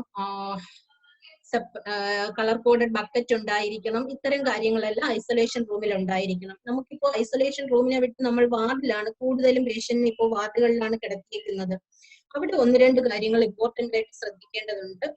FHC കൂടാതെ ഉള്ളവർ പറഞ്ഞത് കൊണ്ടാണ്, FHC-കാരൊന്ന് ക്ഷമിക്കുക, എന്നാലും അവരെ ശ്രദ്ധിക്കുക. നമുക്ക് ഒബ്സർവേഷൻ റൂം ഉണ്ടല്ലോ, 3 ബെഡ് അല്ലെങ്കിൽ 5 ബെഡ് ഉള്ള ഒബ്സർവേഷൻ ഉണ്ട്. ഐസൊലേഷൻ വാർഡുകളിൽ കിടത്തുമ്പോൾ പേഷ്യന്റിന് കൊഹർട്ടിംഗ് ഏരിയ എന്നിവിടെ നിർബന്ധമായിട്ടും മാർക്ക് ചെയ്തിരിക്കണം. ഒരേ ഇൻഫെക്ടിവിറ്റി ഉള്ളതും സെയിം ജെൻഡറിലുള്ള പേഷ്യന്റിനെയും ആയിരിക്കണം പരമാവധി കിടത്തേണ്ടത്. വെന്റിലേറ്റഡ് റൂമുകളായിരിക്കണം. 10 ബെഡാണ് മാക്സിമം നമ്മുടെ ഗൈഡ് ലൈൻ പ്രകാരം പറയുന്നത്. അതിൽ കൂടുതൽ ബെഡ് ഉള്ളതുണ്ട്, എന്നാലും സാരമില്ല. നമ്മൾ 10 ബെഡിന് 2000 സ്ക്വയർ ഫീറ്റ് വരണം എന്നുള്ള കണക്കിനെങ്കിലും ഉണ്ടായിരിക്കണം. ഓരോ ബെഡുകളും തമ്മിലുള്ള അകലം 1.2 മീറ്റർ വേണം. FHC-കളിലും ഇത് പാലിക്കാവുന്നതാണ്. ഐസൊലേഷൻ വാർഡല്ല, അവിടെ ഒബ്സർവേഷൻ റൂം ആണെങ്കിലും 2 ബെഡുകൾ തമ്മിലുള്ള അകലം 1.2 മീറ്റർ ഉണ്ടായിരിക്കേണ്ടതാണ്. ഓവർ ക്രൗഡിംഗ് അവോയ്ഡ് ചെയ്യണം. Appropriate hand washing facility and hand hygiene supplies ഉണ്ടായിരിക്കണം. അതായത് 10-ൽ കൂടുതൽ ബെഡ് കിടത്തിയാൽ ഓരോ 10 ബെഡിനും ഒരു ഹാൻഡ് സാനിറ്റൈസർ അല്ലെങ്കിൽ ഹാൻഡ് വാഷിംഗ് ഫെസിലിറ്റി ഉള്ള വിധത്തിൽ ഓൾട്ടർനേറ്റീവ് ആയിട്ടുള്ള അറേഞ്ച്മെന്റ്സ് ചെയ്യേണ്ടതാണ്. ഷെയറിംഗ് ഓഫ് എക്യുപ്മെന്റ്സ് പാടില്ല. നമുക്ക് സ്വാഭാവികമായിട്ടുണ്ടാകുന്ന സംശയമാണ്, നമ്മുടെ വാർഡുകളിൽ പേഷ്യന്റിന് എക്യുപ്മെന്റ് ഷെയർ ചെയ്യേണ്ടി വരുമെന്ന്. ചില സന്ദർഭങ്ങളിൽ ഉണ്ടാകേണ്ടി വരും. അതായത് നമ്മുടെ മെഡിക്കൽ എക്യുപ്മെന്റ് പലപ്പോഴും നമുക്ക് ഷെയർ ചെയ്യേണ്ടി വരും. അത് പ്രോപ്പറായിട്ട് സാനിറ്റൈസ് ചെയ്ത് ഉപയോഗിക്കാൻ പറ്റുന്നത് എങ്ങനെ, സ്റ്റെറിലൈസ് ചെയ്ത് ഉപയോഗിക്കാൻ പറ്റുന്നത് എങ്ങനെ. ഉദാഹരണം, തെർമോമീറ്ററിന്റെ കാര്യത്തിൽ ഒരു ജനറൽ വാർഡിൽ 50 പേഷ്യന്റ് ഉണ്ടെങ്കിൽ നമുക്ക് 50 തെർമോമീറ്റർ ഒരിക്കലും പ്രാക്ടിക്കൽ അല്ല. അത്തരം സന്ദർഭത്തിൽ ഡിജിറ്റൽ തെർമോമീറ്ററിന് പുറത്ത് ട്രാൻസ്പാരന്റ് കവറുകളുണ്ട്, അത് 1 ടൈം യൂസ് ആയിട്ടുള്ള. അത്തരം കവറുകൾ ഉണ്ടെങ്കിൽ അതിടുക, അത് ഡിസ്കാർഡ് ചെയ്യുക.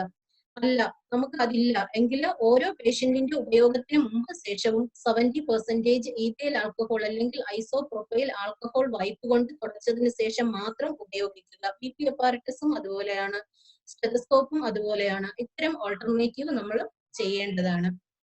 അതുപോലെ ഐസൊലേഷൻ വാർഡിന്റെ ഡോറിൽ പ്രോപ്പർ സൈനേജ് ഉണ്ടായിരിക്കണം, വേസ്റ്റ് ബ്രേക്സ് അപ്രോപ്രിയേറ്റ് ഉണ്ടായിരിക്കണം. അത് 3/4 ഭാഗം ആകുമ്പോഴേക്കും തന്നെ അത് മാറ്റേണ്ടതുണ്ട്. ഡീറ്റെയിൽ താഴോട്ട് പറയാം. ഇന്റൻസീവ് കെയർ യൂണിറ്റിനും ഇതുപോലെയാണ്. ഇപ്പോ 6 ബെഡാണ് മാക്സിമം പറയുന്നത്, 6 to 8 ബെഡ്. ഇപ്പൊ അത് പറ്റിയില്ല, അതിൽ കൂടുതൽ ബെഡ് ഉണ്ടെങ്കിൽ ഒരു ബെഡിന് കുറഞ്ഞത് 100 സ്ക്വയർ ഫീറ്റ് പെർ പേഷ്യന്റ് ഈ കണക്കിലെങ്കിലും അറേഞ്ച് ചെയ്താൽ നമുക്ക് ഇൻഫെക്ഷൻ പ്രിവെന്റ് ചെയ്യുന്നതിന് ഒരു പരിധിവരെ സഹായിക്കും. ഇന്റൻസീവ് കെയർ യൂണിറ്റിന് ഏതെങ്കിലും ആവശ്യമായിട്ട് പേഷ്യന്റിനെ ഷിഫ്റ്റ് ചെയ്യണമെങ്കിൽ ഫ്ലോർ പ്ലാൻ അറേഞ്ച് ചെയ്യുന്നത് പ്രകാരം തന്നെ ഷിഫ്റ്റ് ചെയ്യുക, അവിടെ വേണ്ട അറേഞ്ച്മെന്റ് നടത്തുക. ഇന്റൻസീവ് കെയർ യൂണിറ്റിൽ എയറോസോൾ ജനറേറ്റിംഗ് പ്രൊസീജിയേഴ്സ് നടക്കാൻ സാധ്യതയുണ്ട്. ആയതിനാൽ എയറോസോൾ ജനറേറ്റിംഗ് പ്രൊസീജിയർ നടക്കുന്ന സന്ദർഭങ്ങളിൽ നമ്മൾ ഉപയോഗിക്കേണ്ട അല്ലെങ്കിൽ നമ്മൾ പാലിക്കേണ്ട പേഴ്സണൽ പ്രൊട്ടക്റ്റീവ് എക്വിപ്മെന്റ് എങ്ങനെയാണ് എന്നുള്ളതും എല്ലാ സ്റ്റാഫും അവെയർ ആയിരിക്കേണ്ടതാണ്. Next, personal protective equipment. ഈ പാർട്ട് കൂടുതലായിട്ട് പറയുന്നില്ല, എല്ലാവർക്കും അറിയാം. ഇമ്പോർട്ടന്റ് ആയിട്ടുള്ള 1-2 കാര്യങ്ങൾ മാത്രം പറയാം. പേഴ്സണൽ പ്രൊട്ടക്റ്റീവ് എക്വിപ്മെന്റ് എല്ലാവർക്കും അറിയാം. Specialised clothing or equipment worn by an employee for protection against infectious materials. PPE should be used based on the risk of exposure. ഇതാണ് നമ്മൾ ഏറ്റവും ശ്രദ്ധിക്കേണ്ടത്. പേഴ്സണൽ പ്രൊട്ടക്റ്റീവ് യൂസിന്റെ എങ്ങനെയായിരിക്കണം എന്നുള്ളതിനെ കുറിച്ച് government of Kerala, ministry of health and family welfare 2 guide line ഇറക്കിയിട്ടുണ്ട്. അതിൽ ഓരോ സ്ഥലത്തെയും റിസ്ക് അനുസരിച്ച് ഏതൊക്കെ വിധത്തിലുള്ള പേഴ്സണൽ പ്രൊട്ടക്റ്റീവ് എക്വിപ്മെന്റ് ആണ് യൂസ് ചെയ്യുന്നതെന്ന് വ്യക്തമായി നിർദ്ദേശിച്ചിട്ടുണ്ട്. സ്ഥാപനത്തിലെ ഇൻഫെക്ഷൻ കൺട്രോൾ ടീമുകാര് പ്രോപ്പർ ആയിട്ടുള്ള അവയർനെസ് കൊടുത്ത് എല്ലാവരെയും ഇത് മനസ്സിലാക്കേണ്ടതാണ്. നമുക്ക് ഇപ്പോഴും കൺഫ്യൂഷൻ ആണ്, ഇതെല്ലാം വേണോ, ഇതെന്ത് ചെയ്യണം എന്ന്. നിർബന്ധമായിട്ടും ഈ ഗൈഡ് ലൈൻ പാലിച്ചാലും നമുക്ക് ഇൻഫെക്ഷൻ കുറയ്ക്കാൻ പറ്റും. നമ്മുടെ ചില ബ്രീച്ചുകൾ കൊണ്ടാണ് നമുക്ക് ഇൻഫെക്ഷൻ ഉണ്ടാവുന്നത്. നേരത്തെ ഞാൻ പറഞ്ഞ 1-2 ഉദാഹരണങ്ങൾ, N95 മാസ്കിന്റെ പുറത്തൊരു 3 ലെയർ മാസ്ക് കെട്ടുക, 2 3 ലെയർ മാസ്ക് കെട്ടുക, ആ മാസ്ക് ഊരിയിടുക, ഇത്തരം കാര്യങ്ങളൊക്കെ, അങ്ങനെയുള്ള കാര്യങ്ങൾ ഉണ്ടാകാതെ നമ്മൾ കെയർഫുൾ ആയിട്ടിരിക്കുക. ഗ്ലൗസ് ഇട്ട ഹാൻഡ് കൊണ്ട് തന്നെ നമ്മൾ ടച്ച് ചെയ്യുക. 2015 നടന്ന ഒരു പഠനം പറയുന്നത് ഒരു സാധാരണ മനുഷ്യൻ 1 മണിക്കൂറിൽ കുറഞ്ഞത് 23 മുതൽ 25 പ്രാവശ്യമെങ്കിലും നമ്മുടെ മുഖത്ത് സ്പർശിക്കുമെന്നാണ്. COVID-19 സാഹചര്യത്തിൽ നമ്മൾ ഓരോരുത്തരടുത്തും പറയുന്നുണ്ട് കൈകൾ കൊണ്ട് മുഖത്ത് സ്പർശിക്കരുതെന്ന്, അല്ലേ? എല്ലാവർക്കും അറിയാം. അപ്പോ ഇത്തരം കാര്യങ്ങൾ നമ്മൾ പ്രിവെന്റ് ചെയ്താൽ നമുക്ക് ഇൻഫെക്ഷൻ ഉണ്ടാവില്ല. നമ്മുടെ കയ്യിൽ പറ്റിയിരിക്കുന്ന ഡ്രോപ്ലെറ്റ് നമ്മുടെ മുഖത്ത് അല്ലെങ്കിൽ കണ്ണിലോ മൂക്കിലോ വായിലോ സ്പർശിക്കുന്ന സമയത്താണ് ഉണ്ടാകുന്നത്. ഇതൊരു പഠനമാണ് 2015 നടത്തിയത്. അത് യഥാവിധി ശരിയായിട്ടാണ് നമുക്ക് തോന്നുന്നത് തന്നെ. നമ്മൾ എല്ലാവരും അതൊന്ന് ശ്രദ്ധിച്ചു നോക്കുക. കുറഞ്ഞത് 25 പ്രാവശ്യമെങ്കിലും നമ്മുടെ ദേഹത്തോ മുഖത്തോ നമ്മൾ സ്പർശിച്ചിരിക്കും എന്നുള്ളത്. ഇത്തരം കാര്യങ്ങളിൽ നമ്മൾ കെയർഫുൾ ആയിരിക്കുക. PPEയുടെ ഓവർ യൂസ് ഒരിക്കലും നമുക്ക് സേഫ് എന്ന് പറയാൻ പാടില്ല, പറയാൻ പറ്റൂല. അത് നമുക്ക് കൂടുതൽ ഹാമാണ് ഉണ്ടാക്കുന്നത്. പേഴ്സണൽ പ്രൊട്ടക്റ്റീവ് എക്വിപ്മെന്റ് ഏതൊക്കെയാണെന്ന് എല്ലാവർക്കും അറിയാം, അത് പറയുന്നില്ല. ചില ഇൻസ്ട്രക്ഷൻസ് മാത്രം പറയാം. ഏത് പ്രൊസീജിയർ ആണ് നമ്മൾ ചെയ്യാൻ പോകുന്നതെന്ന് ശ്രദ്ധിക്കുക. വർക്ക് സൈറ്റ് ഐഡന്റിഫൈ ചെയ്യുക. അവിടെ നമുക്ക് ഉണ്ടാകാൻ പോകുന്ന റിസ്ക് നമുക്കറിയാം. ഇപ്പോൾ തന്നെ നമ്മുടെ ക്വാറന്റൈൻ കാര്യത്തിലും നമ്മുടെ കോണ്ടാക്ടിന്റെ കാര്യത്തിലും നമ്മൾ മുമ്പ് പ്രൈമറി കോണ്ടാക്ട്, സെക്കൻഡറി കോണ്ടാക്ട് പറഞ്ഞുകൊണ്ടിരുന്ന ഇപ്പൊ high risk contact, low risk contact ആയി. അതുപോലെ പ്രൈമറിയിലും ഉണ്ട്, സെക്കൻഡറിയിലും ഉണ്ട്. അപ്പൊ നമ്മുടെ വർക്ക് ഹസാർഡ് ഏതെന്ന് ഐഡന്റിഫൈ ചെയ്യുക. ഏത് PPE ആണ് ഇവിടെ ഉപയോഗിക്കേണ്ടതെന്ന് ഐഡന്റിഫൈ ചെയ്യുക. പ്രോപ്പർ ആയിട്ടുള്ള PPE വേണ്ട വിധത്തിൽ അറേഞ്ച് ചെയ്യുക. PPE ധരിക്കാനും അത് റിമൂവ് ചെയ്യാനുള്ള ട്രെയിനിങ് എല്ലാ ഹെൽത്ത് കെയർ വർക്കേഴ്സിനും കൊടുക്കുക. വീണ്ടും വീണ്ടും ട്രെയിനിങ് കൊടുത്തുകൊണ്ടിരിക്കണം. നമുക്ക് തോന്നും ഇതെല്ലാം നമുക്ക് കിട്ടിയ ട്രെയിനിങ് അല്ലേ, പക്ഷെ വീണ്ടും നമുക്ക് സംശയം ഈ ഭാഗത്തിൽ ഉണ്ടായിക്കൊണ്ടേയിരിക്കും. അത് കാരണം റീട്രെയിനിങ്ങുകൾ തുടരെ കൊടുത്തുകൊണ്ടിരിക്കുക. അതിൽ നമ്മളെ യാതൊരുവിധ മടിയും കാണിക്കേണ്ട ആവശ്യമില്ല. നമുക്ക് വിഷമവും വരേണ്ട കാര്യമില്ല. എങ്കിൽ മാത്രമേ നമുക്ക് നമ്മുടെ ആരോഗ്യ പ്രവർത്തകർക്ക് എല്ലാവരും പറയുന്നത് പോലെ മുൻനിര പോരാളികളായ നമുക്ക് ഇൻഫെക്ഷൻ ഉണ്ടാകാതിരിക്കുന്നതിന് ഇത് വളരെ അത്യാവശ്യമാണ്. PPE ധരിക്കുന്നതിന് മുമ്പും ശേഷവും കൈകൾ നല്ലവണ്ണം കഴുകണം. ഓരോ PPE ധരിക്കുമ്പോഴും മാനുഫാക്ചേഴ്സിന്റെ ഇൻസ്ട്രക്ഷൻസും അവരുടെ വാർണിംഗ് സിഗ്നൽസും പ്രോപ്പറായിട്ട് വായിച്ചിരിക്കുക. PPE നമുക്ക് പ്രോപ്പർ ആയിട്ടുള്ള അളവിനുള്ളതാണെന്ന് ഉറപ്പുവരുത്തുക. അത് പ്രോപ്പർ ആയിട്ട് നമ്മൾ ഡിസ്പോസ് ചെയ്യാൻ അറിഞ്ഞിരിക്കുക. ഈ PPE എവിടെ നിന്ന് ലഭിച്ചു എന്നുള്ളത് നമ്മൾ അറിഞ്ഞിരിക്കണം. ഇതിന്റെ ഡോക്യുമെന്റേഷൻ നിർബന്ധമായും ഉണ്ടായിരിക്കേണ്ടതാണ്. ഡോണിങ് ഏരിയ റിക്വയർമെന്റ് അതിനൊന്നും പ്രസക്തി ഇല്ല, ഇനി എല്ലാവർക്കും അറിയാവുന്നതാണ്. എന്നാലും നമുക്ക് CFLPCയിലൊക്കെ ഡ്യൂട്ടി വരാത്ത ആരെങ്കിലും ഉണ്ടെങ്കിൽ അവിടെ പോയി ചിലപ്പോൾ അറേഞ്ച് ചെയ്യേണ്ടി വന്നാൽ അറിഞ്ഞിരിക്കാൻ ജസ്റ്റ് ഒന്ന് വായിച്ചു പോകാം. ഡോണിങ് ഏരിയയിൽ ഒരു ചെയർ മതിയാവും. ഹാൻഡ് റബ് അല്ലെങ്കിൽ ഹാൻഡ് വാഷിംഗ് ഫെസിലിറ്റി ഉണ്ടായിരിക്കണം. Adequate PPE, Micropore, adhesive tape, check list ഉണ്ടായിരിക്കണം. എങ്ങനെയാണ് ധരിക്കേണ്ടതെന്ന്, കളർ കോഡഡ് ബക്കറ്റ്സ് ഉണ്ടായിരിക്കണം, മിറർ ഉണ്ടായിരിക്കണം. മിറർ ബഡ്ഡി സംവിധാനം ആണെങ്കിൽ മിറർ വേണമെന്നില്ല എന്ന് പറയുന്നു. പക്ഷെ നമ്മുടെ എല്ലാ ഡ്യൂട്ടി സമയങ്ങളിലും നമുക്കൊരു ബഡ്ഡി സംവിധാനം അറേഞ്ച് ചെയ്യാൻ പറ്റിയെന്ന് വരില്ല. അതായത് കൂടെ നിന്ന് ഒരാൾ പറഞ്ഞു തരുന്നത്, അതാണ് ബഡ്ഡി സംവിധാനം എന്ന് പറയുന്നത്. അപ്പൊ നമുക്ക് പറ്റിയത് മിറർ ആണെങ്കിൽ മിറർ നിർബന്ധമായിട്ടും ഉണ്ടായിരിക്കണം. Display of donning steps. Doffing ഏരിയയിൽ 2 ചെയർ വേണം. കാരണം ഒരു ഡർട്ടി ചെയറും ഒരു ക്ലീൻ ചെയറും. PPE റിമൂവ് ചെയ്യുന്നതിന് മുമ്പ് നമ്മൾ ഡർട്ടി ചെയറിലാണ് ഇരിക്കാനുള്ളത്. റിമൂവ് ചെയ്ത് കഴിഞ്ഞാൽ ക്ലീൻ ചെയറിൽ ഇരിക്കാൻ പാടുള്ളൂ. അവിടെയും ഹാൻഡ് റബ്ബ് വേണം, എക്സ്ട്രാ ഗ്ലൗസ് വേണം, ചെക്ക് ലിസ്റ്റ് ഉണ്ടായിരിക്കണം, ഡോഫിങ്ങിന്റെ കളർ കോഡഡ് ബക്കറ്റ് ഉണ്ടായിരിക്കണം, ഡോഫിംഗ് സ്റ്റെപ്സ് ഡിസ്പ്ലേ ചെയ്തിരിക്കണം. ഡോണിങ്ങില് പേഴ്സണൽ തിങ്സ് എല്ലാം നമ്മൾ ഒരെണ്ണം, അതായത് നമ്മുടെ കയ്യിൽ കെട്ടിയിരിക്കുന്ന ചെറിയ ചരട് ഉൾപ്പെടെ റിമൂവ് ചെയ്തിട്ട് മാത്രമേ ഡോണിങ് ചെയ്യാൻ പാടുള്ളൂ. PPE ധരിച്ചു കഴിഞ്ഞാൽ റേഞ്ച് ഓഫ് മോഷൻ വളരെ ഇമ്പോർട്ടന്റ് ആണ്. കാരണം PPEക്ക് ഒരു ബ്രീച്ച് ഉണ്ടാകാതിരിക്കുന്നതിനാണ് റേഞ്ച് ഓഫ് മോഷൻ. അതായത് PPE ധരിച്ചു കഴിഞ്ഞ് നമ്മൾ എല്ലാ പൊസിഷനിലേക്കും മൂവ് ചെയ്യേണ്ടതാണ്. മൂവ് ചെയ്ത് കഴിയുമ്പോൾ നമുക്കറിയാം ഈ PPE നമുക്ക് വെൽ ഫിറ്റ് ആണോ, എന്തെങ്കിലും പ്രോബ്ലം ഉണ്ടാകോ, ഇത്തരം കാര്യങ്ങൾ നമ്മൾ ശ്രദ്ധിക്കേണ്ടതാണ്. ധരിച്ചു കഴിഞ്ഞാൽ minimal touch to the patient care environment and other places, അത് ശ്രദ്ധിക്കേണ്ടതാണ്. PPE ധരിക്കുന്നതിന് മുമ്പ് നമുക്ക് ചെയ്യാൻ പറ്റുന്ന റിട്ടൺ വർക്കുകളെല്ലാം ചെയ്യുക. ധരിച്ച് പിന്നെ ഡോഫിംഗ് കഴിഞ്ഞതിന് ശേഷം മാത്രമേ മറ്റു കാര്യങ്ങൾ ചെയ്യാവുള്ളൂ. ഇതെല്ലാം നമുക്ക് ഇൻഫെക്ഷൻ കുറയ്ക്കുന്നതിന് സഹായിക്കും. ഡോഫിംഗ് സമയത്ത് വളരെ കെയർഫുൾ ആയിരിക്കണം. ധരിക്കുമ്പോൾ നമ്മൾ ഒരല്പം ധൃതി കാണിച്ചാലും ഡോഫിംഗ് സമയത്ത് വളരെ സാവധാനം സമയമെടുത്ത് മാത്രമേ അത് റിമൂവ് ചെയ്യാൻ പാടുള്ളൂ. ഒരു ഹറിയോട് കൂടി ചെയ്യരുത്. കാരണം ഡ്യൂട്ടി കഴിഞ്ഞു, നമുക്ക് വീട്ടിൽ പോകാനുള്ള സമയമായി, അടുത്ത ആള് കയറാനുള്ള സമയമായി. ഈ PPE ഇട്ടുകൊണ്ടിരുന്നുള്ള നമ്മൾ ഓവർ ഇട്ട് 4, 5 അല്ലെങ്കിൽ 6 മണിക്കൂറോ കഴിയുമ്പോൾ നമുക്ക് അതിന്ന് രക്ഷപ്പെടാൻ തോന്നും. ഇത്തരം സന്ദർഭത്തിൽ നമ്മൾ അത് ധൃതി പിടിച്ച് ഊരാൻ നോക്കും. ഒരു കാരണവശാലും ധൃതി പിടിച്ച് ഊരരുത്. വളരെ സാവധാനം കൃത്യമായ സ്റ്റെപ്പോട് കൂടി കെയർഫുൾ ആയിട്ട് മാത്രമേ ഡോഫ് ചെയ്യാൻ പാടുള്ളൂ. ഓരോ സ്റ്റെപ്പിന് ശേഷവും ഹാൻഡ് സാനിറ്റൈസർ അല്ലെങ്കിൽ ഹാൻഡ് റബ്ബ് ഉപയോഗിക്കേണ്ടതുണ്ട്. ഇവിടെ നമുക്കൊരു സംശയമാണ്. ഹാൻഡ് റബ്ബ് ഉപയോഗിക്കുന്നതിന് പകരം ബഡ്ഡിയായിട്ട് നിൽക്കുന്ന ആള് സ്പ്രേ ചെയ്താൽ മതിയാവുന്ന. ഒരു കാരണവശാലും സ്പ്രേ ചെയ്യുന്നതിനേക്കാളും നല്ലത് നമ്മളത് റബ്ബ് ചെയ്യുമ്പോൾ കിട്ടുന്നതാണ്. ആദ്യത്തെ ഗ്ലൗസ് ഊരി കഴിഞ്ഞു, അടുത്ത റബ്ബ് ചെയ്യുക. അടുത്ത് ഓരോന്നും ഊരി കഴിയുമ്പോൾ നമ്മൾ അത് തന്നെ ചെയ്യുന്നതാണ് ഏറ്റവും സേഫ്. ഏതെങ്കിലും വിധത്തിൽ നമ്മുടെ ഗൗണിലോ എന്തെങ്കിലും പ്രശ്നം ഉണ്ടായാൽ മാത്രമേ അവിടെ ആ പാർട്ട് സ്പ്രേ ചെയ്യേണ്ട ആവശ്യം വരുന്നുള്ളൂ. എൻവയോൺമെന്റൽ ക്ലീനിങ് അത്യാവശ്യം എല്ലാവർക്കും അറിയാം. മുമ്പ് നമ്മൾ 3 ബക്കറ്റ് ക്ലീനിങ് ഉപയോഗിച്ചുകൊണ്ടിരുന്നു. COVID-19 സാഹചര്യത്തിൽ നമ്മൾ ഈ 3 ബക്കറ്റ് സംവിധാനത്തിലല്ല ക്ലീൻ ചെയ്യുന്നത്. First detergent wash followed by hypochlorite ആണ് ചെയ്യുന്നത്. ഡിറ്റർജന്റ് വാഷ് ചെയ്യുന്നതിന്റെ കാര്യം എല്ലാവർക്കും അറിയാം. നമുക്കിവിടെ ഒരു സംശയമുണ്ട്. കൊറോണ വൈറസ് എന്ന് പറയുന്നത് SARS-CoV-2 എന്ന് പറയുന്നത് ഒരു RNA വൈറസ് ആണ്, എൻവലപ്ഡ് വൈറസ് ആണ്. ഔട്ടർ പാർട്ട് എന്ന് പറയുന്നത് ബൈലെയർ ഫാറ്റി ലിപ്പിഡ് ലെയർ ആയിട്ടുള്ളതാണ്, ഫാറ്റി ലെയർ ആണ്. ഇത് നമുക്കറിയാം, നമ്മുടെ കയ്യിൽ തന്നെ ഏതെങ്കിലും വിധത്തിലുള്ള ഒരു കൊഴുപ്പ് പറ്റിപ്പിടിച്ചാൽ നമ്മൾ വെള്ളം കൊണ്ട് കഴുകുന്നതിനേക്കാളും സോപ്പ് കൊണ്ട് കഴുകുമ്പോഴാണ് അത് പൂർണ്ണമായിട്ടും നല്ലതായെന്ന് തോന്നുന്നത്. ആ ഒരു റേഷനയിലാണ് ഇവിടെയും വരുന്നത്. First detergent wash followed by hypochlorite.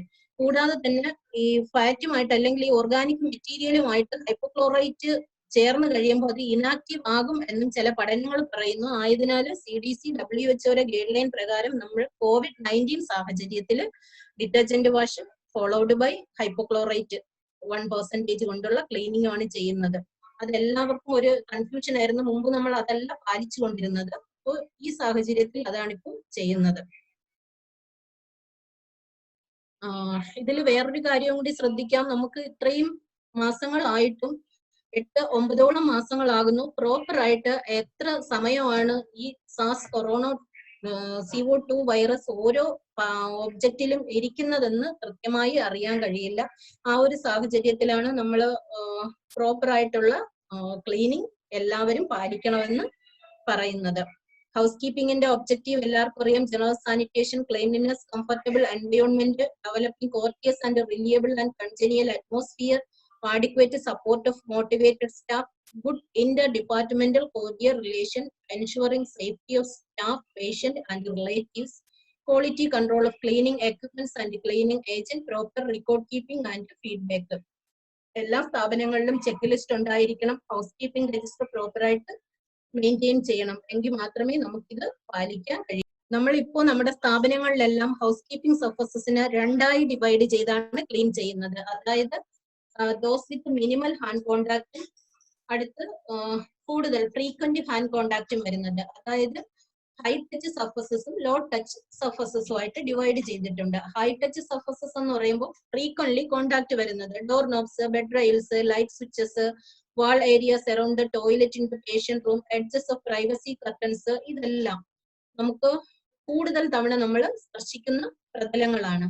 ഇത്തരം പ്രതലങ്ങളിലെ ക്ലീനിങ്ങും വളരെ ഇമ്പോർട്ടന്റ് ആയിട്ട് ഉണ്ട്.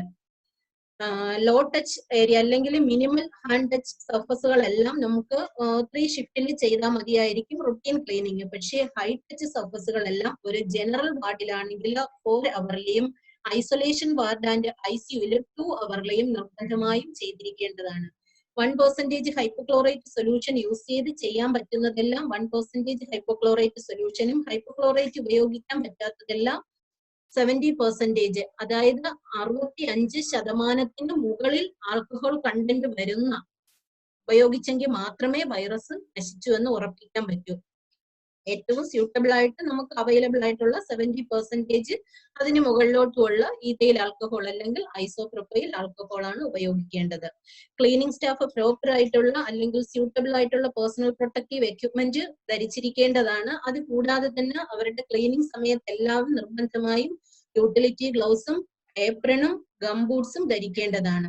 യൂട്ടിലിറ്റി ഗ്ലൗസ് 2 തരത്തിലും നമുക്ക് അവൈലബിൾ ആണ്. 18 inch and 21 inch. 18 inch elbow വരെ ഉള്ളതും 21 ഇഞ്ച് നിയർ ഷോൾഡർ വരെ വരുന്നതുമാണ്. ടോയ്ലറ്റ് ക്ലീനിങ് എക്യുപ്മെന്റ്സ് ക്ലീനിങ് സമയത്തെല്ലാം നമുക്ക് ഷോൾഡർ വരെ വരുന്ന 21 ഇഞ്ചതാണ് കൂടുതൽ സേഫ്. അതായത് യൂട്ടിലിറ്റി ഗ്ലൗസ് വഴി അകത്തേക്ക് വെള്ളം ഒന്നും ഇറങ്ങാതിരിക്കുന്നതിനും കയ്യില് സോയിൽഡ് ആകാതിരിക്കുന്നതിനും ഇത് ഉപകാരപ്രദമായിരിക്കും.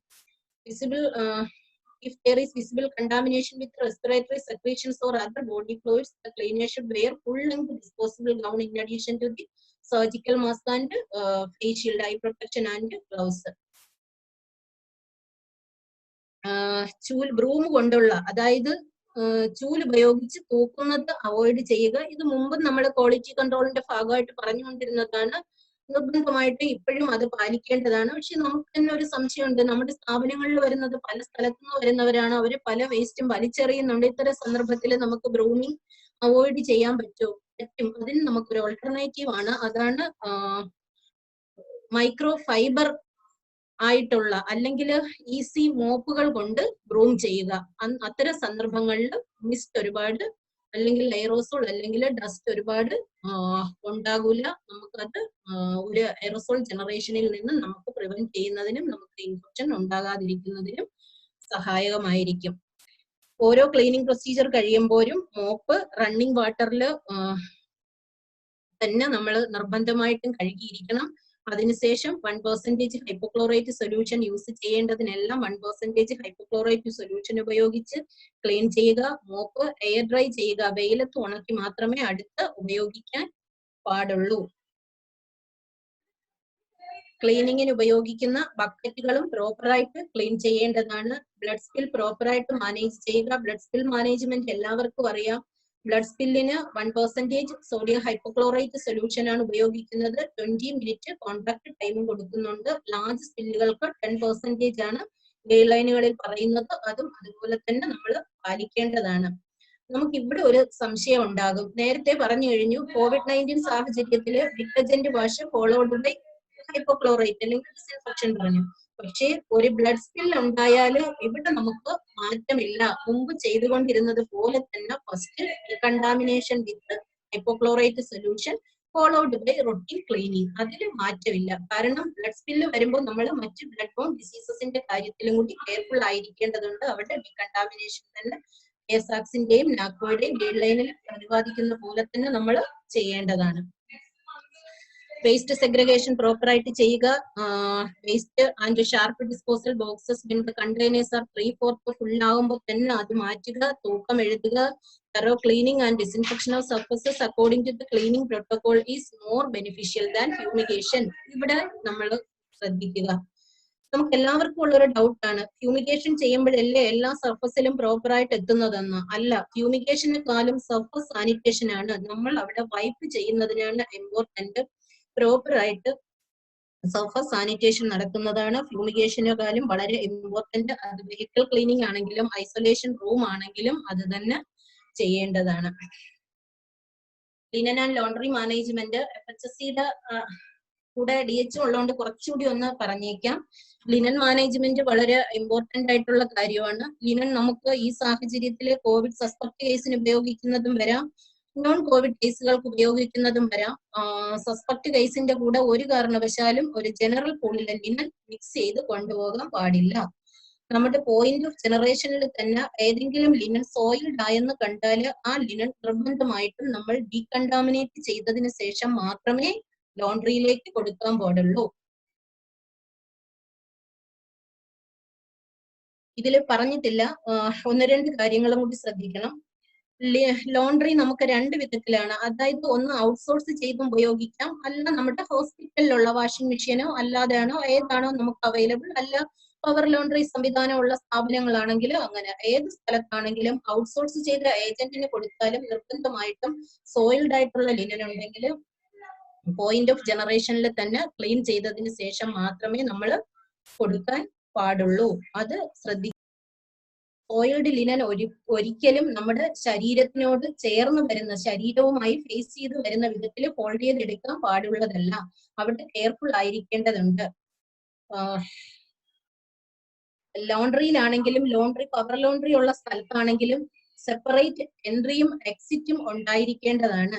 പ്രോസസ് ചെയ്ത ലിനനും ക്ലീൻ ആയി കണ്ടാമിനേറ്റഡ് ആയിട്ടുള്ള ലിനനും ഒരിക്കലും കൂടി വരാൻ പാടില്ല. രണ്ട് പാർട്ടിലൂടെ തന്നെ കൊടുക്കുകയും വാങ്ങുകയും ചെയ്യേണ്ടതാണ്. നമ്മുടെ സ്ഥാപനങ്ങളിലെ വാർഡുകളിലെ യൂണിറ്റുകളിലെ ലിനൻ സൂക്ഷിക്കുമ്പോഴും ഇത് ശ്രദ്ധിക്കേണ്ടതാണ്. ലോണ്ടറിക്ക് സെപ്പറേറ്റ് ആയിട്ടുള്ള ഒരു ലോണ്ടറി രജിസ്റ്റർ മെയിൻറ്റെയിൻ ചെയ്യുകയും നമ്മുടെ കയ്യിലുള്ള ലിനന്റെ കണക്ക് കൃത്യമായി അതിൽ രേഖപ്പെടുത്തുകയും ചെയ്യേണ്ടതാണ്. ഡിസിൻഫെക്ഷൻ ആൻഡ് സ്റ്റെറിലൈസേഷൻ, ഇവിടെ നമുക്കറിയാം ഈ ഡെഫിനിഷൻ പാർട്ടുകൾ ഒന്നും പറയുന്നില്ല. നമ്മൾ സ്പോൾഡിംഗ് ക്ലാസിഫിക്കേഷൻ പ്രകാരമാണ് നമ്മൾ ലിനൻ മാനേജ്മെന്റ് എക്യുപ്മെന്റ് മാനേജ്മെന്റ് അല്ലെങ്കിൽ സ്റ്റെറിലൈസേഷൻ നടത്തുന്നത്. സ്പോൾഡിംഗ് ക്ലാസിഫിക്കേഷൻ എല്ലാവർക്കും അറിയാം. 1957 കാലഘട്ടം മുതലാണ് സ്പോൾഡിംഗ് ക്ലാസിഫിക്കേഷൻ വഴി എക്യുപ്മെന്റ് ചെയ്ത് തുടങ്ങിയത്. അതിന് നമ്മൾ മൂന്നായി തരംതിരിക്കുന്നു: non critical items, semi critical items and critical items. എല്ലാവർക്കും അറിയാം. നോൺ ക്രിട്ടിക്കൽ ഐറ്റംസ് എന്ന് പറയുന്ന devices that only contact with intact skin. Semi critical പറയുമ്പോൾ device that contact intact mucous membrane or non intact skin of the patient. Critical വരുമ്പോൾ devices that are introduced directly into the blood stream. ഇത് എല്ലാവർക്കും ഉദാഹരണം അറിയാം. Non critical item നമ്മുടെ BP apparatus, thermometer മുതലായവ. ഇതെല്ലാം നമുക്ക് ക്ലീനിങ് മതിയായിരിക്കും, അല്ലെ? ലോ ലെവൽ ഡിസിൻഫെക്ഷൻ മതിയായിരിക്കും. സെമി ക്രിട്ടിക്കൽ ഐറ്റംസ് എന്ന് പറയുമ്പോൾ non intact skin or mucous membrane ആയിട്ട് കോണ്ടാക്ട് വരുന്നത്, അതായത് എൻഡോട്രക്കിയൽ ട്യൂബുകള്, നോൺ ഇൻവാസീവ് എൻഡോസ്കോപ്പുകള്, സിസ്റ്റോസ്കോപ്പുകള്, അനസ്തീഷ്യ ബ്രീത്തിങ് ട്യൂബുകള്, ഇതെല്ലാം ഹൈ ലെവൽ ഡിസിൻഫെക്ഷൻ വേണ്ടി വരും. സ്റ്റെറിലൈസേഷൻ ചെയ്യാൻ പറ്റിയില്ല എങ്കിൽ ഹൈ ലെവൽ ഡിസിൻഫെക്ഷന് നമുക്ക് കെമിക്കൽ ഡിസിൻഫെക്ടന്റ് ഉപയോഗിച്ച് ചെയ്യാൻ പറ്റും. ക്രിട്ടിക്കൽ ഐറ്റംസ് എന്ന് പറയുമ്പോഴത്തേക്ക് അതിന് high level disinfection plus sterilisation തന്നെ വേണം. അതായത് needles, surgical instruments, cardiac catheters, ഇത്തരം കാര്യങ്ങളെല്ലാം സ്റ്റെറിലൈസേഷൻ തന്നെ ചെയ്യേണ്ടതായിട്ടുണ്ട്.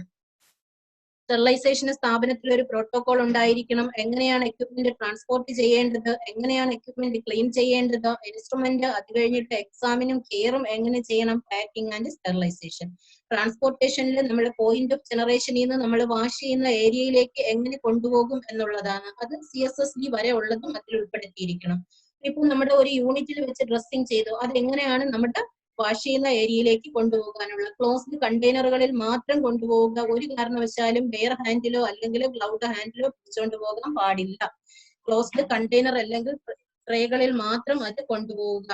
ക്ലീനിങ് ഇൻസ്ട്രുമെന്റ് നമ്മൾ ഡീകണ്ടാമിനേഷൻ ചെയ്തിട്ടാണ് ഇപ്പോൾ ക്ലീനിങ് ചെയ്യുന്നത്. അതായത് 15 മുതൽ 20 മിനിറ്റ് 1% ഹൈപ്പോക്ലോറൈറ്റ് സൊല്യൂഷനിൽ മുക്കി വെച്ചതിന് ശേഷം വാഷ് ചെയ്ത് അത് ഡ്രൈ ആയതിനു ശേഷമാണ് നമ്മൾ അതിന് പാക്ക് ചെയ്ത് ഉപയോഗിക്കാൻ എടുക്കുന്നത്. ഇൻസ്ട്രുമെന്റ് എക്സാമിനേഷൻ ആൻഡ് കെയർ, നേരത്തെ പറഞ്ഞ എൻഡോസ്കോപ്പ് പോലെയുള്ള മറ്റ് ഇൻവാസീവ് പ്രൊസീജിയേഴ്സിന് ഉപയോഗിക്കുന്ന എക്യുപ്മെന്റ്സ് എല്ലാം വർക്കിംഗ് കണ്ടീഷൻ ആണോ എന്നുള്ളത് പാക്ക് ചെയ്യുന്നതിന് മുമ്പേ നമ്മൾ അത് ശ്രദ്ധിക്കേണ്ടതായിട്ട് ഉണ്ട്. പാക്ക് ചെയ്യുന്ന കാര്യത്തിൽ 2 കാര്യം ശ്രദ്ധിക്കേണ്ടതുണ്ട് ഇമ്പോർട്ടന്റ് ആയിട്ട്. അതായത് പ്രോപ്പർ ആയിട്ടുള്ള ലേബലിങ്ങും ഇൻഡിക്കേറ്ററും യൂസ് ചെയ്യണം. ലേബലിംഗിൽ ഏത് യൂണിറ്റിലാണ്, സ്ഥാപനത്തിന്റെ പേര്, യൂണിറ്റ്, ഡേറ്റ്, പാക്കിംഗ്, ഇത്രയും കാര്യങ്ങൾ എഴുതുക. ഏത് ഉപയോഗത്തിനുള്ള ഇൻസ്ട്രുമെന്റ് ആണ് എന്നുള്ളത്, അതായത് delivery set, dressing set, P&D set, ഇത്തരം കാര്യങ്ങൾ ഏതാണോ അത് ഉപയോഗിക്കുന്നത് അത് എഴുതുക. കൂടാതെ പാക്ക് ചെയ്യുമ്പോൾ ഇൻസൈഡിലും ഇൻഡിക്കേറ്റർ ഉണ്ടായിരിക്കണം, ഔട്ട്സൈഡിലും ഉണ്ടായിരിക്കണം. ഔട്ട്സൈഡ് നമുക്കറിയാം സിഗ്നലിലൊക്കെ നമ്മൾ എല്ലാവരും, അതുപോലെ കെമിക്കൽ ഇൻഡിക്കേറ്റർ അകത്തിടാൻ പറ്റുന്നതും അവൈലബിൾ ആണ്. അതുകൂടി ഇടുക. എങ്കിൽ മാത്രമേ ഇൻസൈഡിൽ ഇരിക്കുന്ന എക്യുപ്മെന്റ് പ്രോപ്പറായിട്ട് സ്റ്റെറൈലായെന്ന് ഉറപ്പിക്കാൻ പറ്റും. സ്റ്റെറിലൈസേഷൻ മെത്തേഡ്, അതിന് പ്രോപ്പറായിട്ട് രജിസ്റ്റർ സൂക്ഷിക്കുക. നമ്മുടെ സ്ഥാപനത്തിലെ ഏത് മെത്തേഡിലാണ് സ്റ്റെറിലൈസേഷൻ ചെയ്തത്, അതിന്റെ എഫക്റ്റീവ്നെസ്, അതായത് പുറത്തെത്തിച്ച സിഗ്നലാക്ക് പുറത്താണ് നമ്മൾ ആദ്യം കാണുന്നത്, അത് പ്രോപ്പറായിട്ട് ചേഞ്ച് ചെയ്തിരുന്നു, അപ്പൊ നമുക്ക് പറയാം അത് എഫക്റ്റീവ് ആയിരുന്നു. ഓപ്പൺ ചെയ്തപ്പോൾ ആയില്ല, അപ്പൊ നമ്മൾ അടുത്ത കോളത്തിൽ അത് കാണിക്കേണ്ടതുണ്ട്. അപ്പോൾ ഒരു രജിസ്റ്റർ മെയിൻറ്റെയിൻ ചെയ്തെങ്കിൽ മാത്രമേ നമുക്ക് അവിടെ പ്രോപ്പറായുള്ള സ്റ്റെറിലൈസേഷൻ നടത്തിയെന്ന് ഉറപ്പിക്കാൻ കഴിയൂ. മെത്തേഡുകൾ നമുക്കറിയാം: sunlight, dry heat, moist heat, radiation and filtration. ഇതില് മോയിസ്റ്റ് ഹീറ്റിലെ സ്റ്റീം അണ്ടർ പ്രഷർ ആണ് പല സ്ഥാപനങ്ങളിലും ഉള്ളത്. അതുകൂടാതെ തന്നെ ജിയോ സ്റ്റെറിലൈസേഷൻ, പ്ലാസ്മ സ്റ്റെറിലൈസർ വരെ ഉള്ള സ്ഥാപനങ്ങളുണ്ട്. ഏതാണോ അത് നമ്മുടെ റിപ്പോർട്ടിൽ അത് കാണിക്കേണ്ടതാണ്. ഫ്രഷ്ലി പ്രിപ്പയർഡ് ആയിട്ടുള്ള സോഡിയം ഹൈപ്പോക്ലോറൈറ്റ് സൊല്യൂഷൻ ആണ് നമ്മൾ യൂസ് ചെയ്യേണ്ടത്. അത് പറ്റാത്ത എക്യുപ്മെന്റുകളിലാണ് 70% ഈഥൈൽ അല്ലെങ്കിൽ ഐസോപ്രോപ്പൈൽ ആൽക്കഹോൾ ഉപയോഗിക്കുന്നത്. ഇതൊന്നും അല്ലെങ്കിൽ സിൽവർ നൈട്രേറ്റ് സൊല്യൂഷനും ഉപയോഗിക്കുന്നുണ്ട്. അടുത്ത ഒരു പാർട്ട് കൂടി കഴിഞ്ഞിട്ട് safe injection and infusion practice കഴിയും. അത് കഴിഞ്ഞാണ് വേസ്റ്റ് മാനേജ്മെന്റും ഡൗട്ടും പറയുന്നത്. കുറച്ച് ഫാസ്റ്റ് ആയിട്ട് പറയേണ്ടി വന്നു. എന്തെങ്കിലും ഡൗട്ട് ഉണ്ടെങ്കിൽ നിങ്ങൾക്ക് അവസാനം ചോദിക്കാവുന്നതാണ്. അത് ക്ലിയർ ചെയ്തിട്ട് ഇത് നിർത്തുള്ളൂ. ട്രാൻസ്മിഷൻ ബേസ്ഡ് പ്രിക്വേഷനിൽ എല്ലാവർക്കും അറിയാം, നമ്മൾ ഒരു അഡീഷണൽ പ്രിക്വേഷൻ ആയിട്ടാണ് എടുക്കുന്നത്. 4 വിധത്തിലുള്ളതാണ്: contact transmission, droplet transmission, airborne transmission and fomite അല്ലെങ്കിൽ എക്വിപ്മെന്റ് വഴി ഉണ്ടാകുന്നത്. ഇതില് നമുക്ക് എല്ലാവർക്കും അറിയാം COVID-19 കൂടുതലായിട്ടും ഉണ്ടാകുന്നത് ഡ്രോപ്ലെറ്റ് ട്രാൻസ്മിഷൻ വഴിയാണ്. കൂടാതെ കോണ്ടാക്റ്റും പറയുന്നുണ്ട്, അതായത് ഡ്രോപ്ലെറ്റ് പറ്റിപ്പിടിച്ചിരിക്കുന്ന കൈകൊണ്ട് നമ്മുടെ മൂക്കിലോ വായിലോ മുഖത്തോ സ്പർശിക്കുന്ന സമയത്ത്. ഡയറക്റ്റ് കോണ്ടാക്ട് ട്രാൻസ്മിഷൻ 2 വിധത്തില് ഡയറക്റ്റ് കോണ്ടാക്റ്റും ഇൻഡയറക്റ്റും ഉണ്ട്. Direct occurs when micro organisms are transferred from one infected person to another. Indirectly, transfer of infectious agent through a contaminated or intermediate object or person. അപ്പോൾ ഈ 2 കാര്യത്തിലും നമ്മൾ കെയർഫുൾ ആയിരിക്കണം. ഇവിടെയാണ് നമ്മുടെ break chain important ആയിട്ട് വരുന്നത് അല്ലേ, അതായത് ഹാൻഡ് വാഷിംഗ് എന്നുള്ള പാർട്ട്.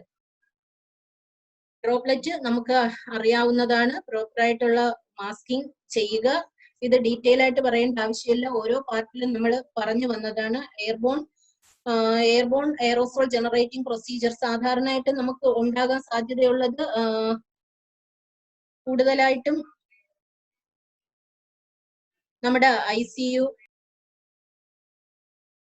എയറോസോൾ ജനറേറ്റിംഗ് പ്രൊസീജിയേഴ്സ് സാധാരണയായി ഉണ്ടാകാൻ സാധ്യതയുള്ളത് കാഷ്വാലിറ്റിയിൽ പേഷ്യന്റിനെ റിസീവ് ചെയ്യുമ്പോൾ, ഇൻക്യുബേഷൻ ചെയ്യുന്ന സമയത്ത്, കൂടാതെ ICUയിൽ, ഓപ്പറേഷൻ തിയേറ്റർ, ഇത്തരം സ്ഥലങ്ങളിലെല്ലാം എയർബോൺ ട്രാൻസ്മിഷൻ ഉണ്ടാകാം. അവിടെ നമുക്ക് എയർബോൺ ട്രാൻസ്മിഷനുമായി ബന്ധപ്പെട്ട അഡീഷണൽ പ്രിക്കോഷൻസും കൂടി എടുക്കേണ്ടതുണ്ട്. ട്രാൻസ്മിഷൻ ബേസ്ഡ് പ്രിക്വേഷനിൽ ഇമ്പോർട്ടന്റ് ആയിട്ട് ശ്രദ്ധിക്കാനുള്ളത്, transmission based precaution should be continued until the resolution of the patient's fever and respiratory symptoms. അതായത് ഇപ്പോൾ ICU പോലെയുള്ള സന്ദർഭങ്ങളിലാണ് ഇവിടെ വളരെ ഇമ്പോർട്ടന്റ്. അതുകൂടാതെ നമ്മൾ ആ ചെയ്തുകൊണ്ടിരിക്കുന്ന പ്രൊസീജിയർ കഴിയുന്നത് വരെയും പ്രോപ്പർ ആയിട്ടുള്ള transmission based airborne transmission based precautions പാലിക്കേണ്ടതാണ്. പേഷ്യന്റ് ഡിസ്ചാർജിന് ശേഷം ടെർമിനൽ ക്ലീനിങ് ആ ഭാഗത്ത് ചെയ്യേണ്ടതാണ്. COVID-19 പേഷ്യന്റിന് സിംഗിൾ റൂം നമ്മൾ മുമ്പ് പറഞ്ഞുകൊണ്ടിരുന്നത് നമുക്ക് അതെല്ലാം കഴിഞ്ഞു. അത് കാരണം അതിനെക്കുറിച്ച് നമ്മൾ വളരെ ഇമ്പോർട്ടന്റ് ആയിട്ട് പറയേണ്ട കാര്യമില്ല. പ്രിക്കോഷൻസ് എല്ലാം എടുക്കുക എന്നുള്ളതാണ് ഇമ്പോർട്ടന്റ്.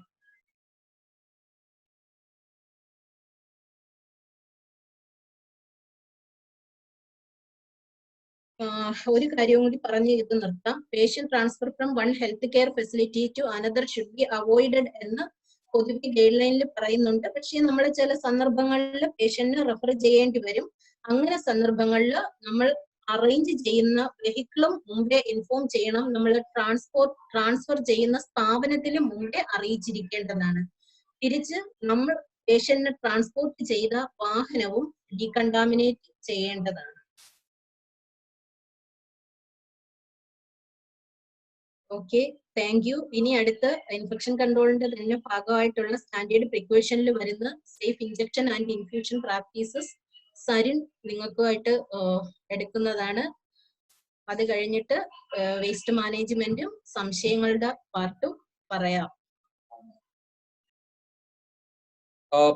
സേഫ് ഇൻജെക്ഷൻ പ്രാക്ടീസ് പ്രധാനമായിട്ടും നമ്മൾ ഉദ്ദേശിക്കുന്നത്, സേഫ് ഇൻജെക്ഷൻ പ്രാക്ടീസ് എന്ന് പറയുന്നത് രണ്ട് വ്യക്തികൾ തമ്മിലുള്ളത്. രണ്ട് വ്യക്തി എന്ന് പറയുന്നത് ഒരു ഹെൽത്ത് കെയർ വർക്കറും അതോടൊപ്പം തന്നെ മറ്റ് രോഗികളല്ലെങ്കിൽ ആയിക്കോട്ടെ, അല്ലെങ്കിൽ മറ്റുള്ളവരായിക്കോട്ടെ, ഈ രണ്ട് വ്യക്തികൾ തമ്മിലുള്ള രണ്ട് വ്യക്തികൾ തമ്മിൽ ഇടയിൽ നടക്കാൻ സാധ്യതയുള്ള ഒരു രോഗത്തെ അല്ലെങ്കിൽ ഇഞ്ചക്ഷൻ വഴി വരാൻ സാധ്യതയുള്ള സേഫ് അല്ലാത്ത ഇഞ്ചക്ഷൻ വഴി ഉള്ള സേഫ് അല്ലാത്ത അൺസേഫ് ഇഞ്ചക്ഷൻ പ്രാക്ടീസ് കൊണ്ട് വരാൻ സാധ്യതയുള്ള ഒരു രോഗത്തെ തടഞ്ഞു നിർത്തുന്നതിന് വേണ്ടിയാണ് നമ്മൾ പ്രധാനമായിട്ടും ഈ സേഫ് ഇഞ്ചക്ഷൻ പ്രാക്ടീസ് നമ്മൾ അനുവർത്തിക്കുന്നത്. അതായത് ഒരു ക്രോസ് ഇൻഫെക്ഷൻ പ്രിവെന്റ് ചെയ്യുക എന്നുള്ളത് തന്നെയാണ് പ്രധാനമായിട്ടും ഈ സേഫ് ഇഞ്ചക്ഷൻ പ്രാക്ടീസ് കൊണ്ട് നമ്മളെല്ലാം തന്നെ ഉദ്ദേശിക്കുന്നത്. പ്രത്യേകിച്ചും ഒരു ഹെൽത്ത് കെയർ വർക്കറും അതോടൊപ്പം തന്നെ മറ്റുള്ളവർ എന്ന് വേണമെങ്കിൽ നമുക്ക് പറയാം. പ്രത്യേകിച്ചും ഇഞ്ചക്ഷൻ സമയത്ത് മാത്രമല്ല, അത് പ്രിപ്പറേഷൻ സമയത്തായാലും ശരി, അത് കൊടുക്കുന്ന സമയത്തായാലും ശരി, വളരെ ഇമ്പോർട്ടന്റ് ആണ് ഈ ഒരു സേഫ് ഇഞ്ചക്ഷൻ പ്രാക്ടീസ് എന്ന് പറയുന്നത്. ആദ്യകാലങ്ങളിൽ നേരത്തെ ഇവിടെ മാഡം സൂചിപ്പിച്ചതുപോലെ HIV ഇൻഫെക്ഷന്റെ അല്ലെങ്കിൽ അതിന്റെ ആരംഭത്തോടുകൂടി കൂടുതൽ അവെയർ ആവുകയും, പ്രത്യേകിച്ച് ബ്ലഡ് ബോൺ ഇൻഫെക്ഷനെ പറ്റി കൂടുതൽ അവെയർ ആവുകയും, കൂടുതലായിട്ട് ഇൻഫെക്ഷൻ കൺട്രോൾ പ്രാക്ടീസ് നമ്മൾ ഇതുമായി ബന്ധപ്പെട്ട് അനുവർത്തിച്ചു വരികയും ചെയ്യുന്നുണ്ട്. ഏകദേശം 2005 കൂടിയാണ് നമ്മൾ ഇത്തരത്തിലുള്ള പ്രാക്ടീസ് നമ്മുടെ ഇടയിൽ തന്നെ ഏറ്റവും കൂടുതലായി അനുവർത്തിച്ച് വരുന്നത്. അപ്പൊ അതുവരെ പലപ്പോഴും നമ്മൾ ഇത് ചെയ്തുകൊണ്ടിരുന്നത് ഒന്നുകിൽ നമ്മുടെ അവയർനെസ് ഇല്ലായ്മയാണ് ഇതിൽ പ്രധാനമായിട്ടും ഇതിന്റെ ഒരു കാരണമായി നമ്മൾ കണ്ടുവരുന്നത്. മറ്റൊന്ന് ഓവർ യൂസ് ഓഫ് ഇഞ്ചക്ഷന്റെ ഓവർ യൂസ് എന്ന് പറയുന്നത് ഓറൽ മെഡിക്കേഷനേക്കാളും ഇഞ്ചക്ഷൻസ് എന്ന് പറയുന്നത് നല്ലതാണ്. അതുകൊണ്ട് വളരെ കൂടുതൽ കൊടുത്തു കഴിഞ്ഞാൽ കൂടുതൽ എഫക്റ്റ് ആണ് എന്നുള്ളൊരു മിഥ്യാധാരണ ഇതിന് പിന്നിലുണ്ടായിരുന്നു. അതൊരു പ്രധാന വിഷയമായിരുന്നു. അല്ലെങ്കിൽ ഈ ഒരു മിസ്കോൺസെപ്റ്റ് നമ്മൾ പലപ്പോഴും ഈ ഒരു അൺസേഫ് ഇഞ്ചക്ഷനിലോട്ട് പോകുന്നതിന് കാരണമായി തീർന്നു. മറ്റൊന്ന് needle stick injuries to health care workers. ഇത് ആ കാലത്ത് വളരെയധികം കൂടുതലായി കണ്ടുവരുന്നു. കാരണം ഇതിന് ഏറ്റവും പ്രധാനപ്പെട്ട നമ്മൾ പറയുന്നത് റീക്യാപ്പിംഗ് ചെയ്തതായിരുന്നു ഇതിന് പ്രധാന കാരണമായി നമ്മൾ ആ കാലത്ത് കണ്ടുവന്നിരുന്നത്. അപ്പോൾ ഇത്തരത്തിലുള്ള പല തെറ്റായ ധാരണകളുമായിരുന്നു ഈ തരത്തിലുള്ള ഒരു പ്രവണതയ്ക്ക് കാരണമായി തീർന്നത്. അതുപോലെ തന്നെ റീയൂസ് ഓഫ് സിറിഞ്ചസ്. നമുക്ക് അറിയാം, പണ്ട് കാലങ്ങളിലൊക്കെ നമ്മൾ ആദ്യകാലങ്ങളിലൊക്കെ നമ്മൾ ഏത് സിറിഞ്ചാണ് യൂസ് ചെയ്തിരുന്നത്? ഒരു ഗ്ലാസ് സിറിഞ്ചസ് ഒക്കെയാണ് നമ്മൾ യൂസ് ചെയ്തിരുന്നത്. ഇത്തരത്തിലുള്ള ഇത് വളരെ പ്രോപ്പറായിട്ട് അണുനശീകരണം വരുത്താതെയൊക്കെ ഉപയോഗിച്ചു കഴിഞ്ഞാൽ ഇതുവഴിയുള്ള ഒരു അണുബാധയ്ക്ക് ഒരു പ്രധാന കാരണമായി. അതുപോലെ തന്നെ അൺസേഫ് ഷാർപ്പ് കളക്ഷൻ, അല്ലെങ്കിൽ ഇത്തരത്തിലെ ഉപയോഗശേഷമുള്ള നീഡിലുകളുടെയും സിറിഞ്ചുകളുടെയും കളക്ഷൻസ്, അൺസേഫ് ആയിട്ടുള്ള കളക്ഷൻ, ഇതും മറ്റൊരു കാരണമായി പരിണമിച്ചു. അപ്പൊ ഇങ്ങനെയുള്ള അൺസേഫ് പ്രാക്ടീസസ് ഒരു കാലഘട്ടത്ത് വളരെ കൂടുതലായിരുന്നു. അപ്പൊ ഇതിൽ നിന്ന് പ്രചോദനം ഉൾക്കൊണ്ട് അല്ലെങ്കിൽ ഇത്തരത്തിലുള്ള പ്രവണതകളിലൂടെ കൂടുതൽ ഇൻഫെക്ഷൻ പകരാമെന്നുള്ള സാധ്യത മുൻനിർത്തിയാണ് നമ്മൾ ഒരു സേഫ് ഇഞ്ചക്ഷൻ പ്രാക്ടീസസിലോട്ട് കടന്നത്. നമുക്കിനി ഇതിന്റെ പ്രധാനപ്പെട്ട സ്റ്റെപ്സ് എന്തൊക്കെയാണെന്ന് നമുക്ക് നോക്കാം. അതിലൊന്ന് യൂസ് അസെപ്റ്റിക് ടെക്നിക്. എല്ലാവർക്കും അറിയുന്നത് പോലെ അസെപ്റ്റിക് ടെക്നിക്ക് നമ്മൾ ഫോളോ ചെയ്യുക. അസെപ്റ്റിക് ടെക്നിക്ക് എന്ന് പറയുമ്പോൾ പ്രധാനമായിട്ടും ഇഞ്ചക്ഷൻ ഹാൻഡ്ലിംഗ് മുതൽ നമുക്ക് തുടങ്ങാം. Handling, preparing and storing of medications. ഈ 3 ഘടകങ്ങളും ഇതിൽ വളരെ പ്രധാനപ്പെട്ടതാണ്. ഈ ഘടകങ്ങളെല്ലാം തന്നെ അസെപ്റ്റിക് ടെക്നിക്ക് നമ്മൾ പാലിക്കണം. ഹാൻഡിൽ ചെയ്യുമ്പോൾ അതുപോലെ തന്നെ മെഡിസിൻ പ്രിപ്പയർ ചെയ്യുമ്പോൾ, അതുപോലെ തന്നെ ഈ മെഡിസിൻസ് നമ്മൾ സ്റ്റോർ ചെയ്യുന്ന വേളയിൽ പോലും ഈ അസെപ്റ്റിക് ടെക്നിക്ക് ഫോളോ ചെയ്യണം. പ്രത്യേകിച്ചും ഇഞ്ചക്ഷൻസ് മാത്രമല്ല, മറ്റ് ഇൻഫ്യൂഷൻസും അതുപോലെ തന്നെ ഈ ഡിവൈസ് എല്ലാം തന്നെ ഒരു മൈക്രോബിയൽ കണ്ടാമിനേഷൻ പ്രിവെന്റ് ചെയ്യുന്ന രീതിയിൽ ഒരു അസെപ്റ്റിക് ടെക്നിക്കിലൂടെ മാത്രമേ നമ്മൾ ഈ ഹാൻഡിൽ ചെയ്യാവൂ, പ്രിപ്പയർ ചെയ്യാവൂ, അതോടൊപ്പം തന്നെ സ്റ്റോർ ചെയ്യാനും പാടുള്ളതുള്ളൂ.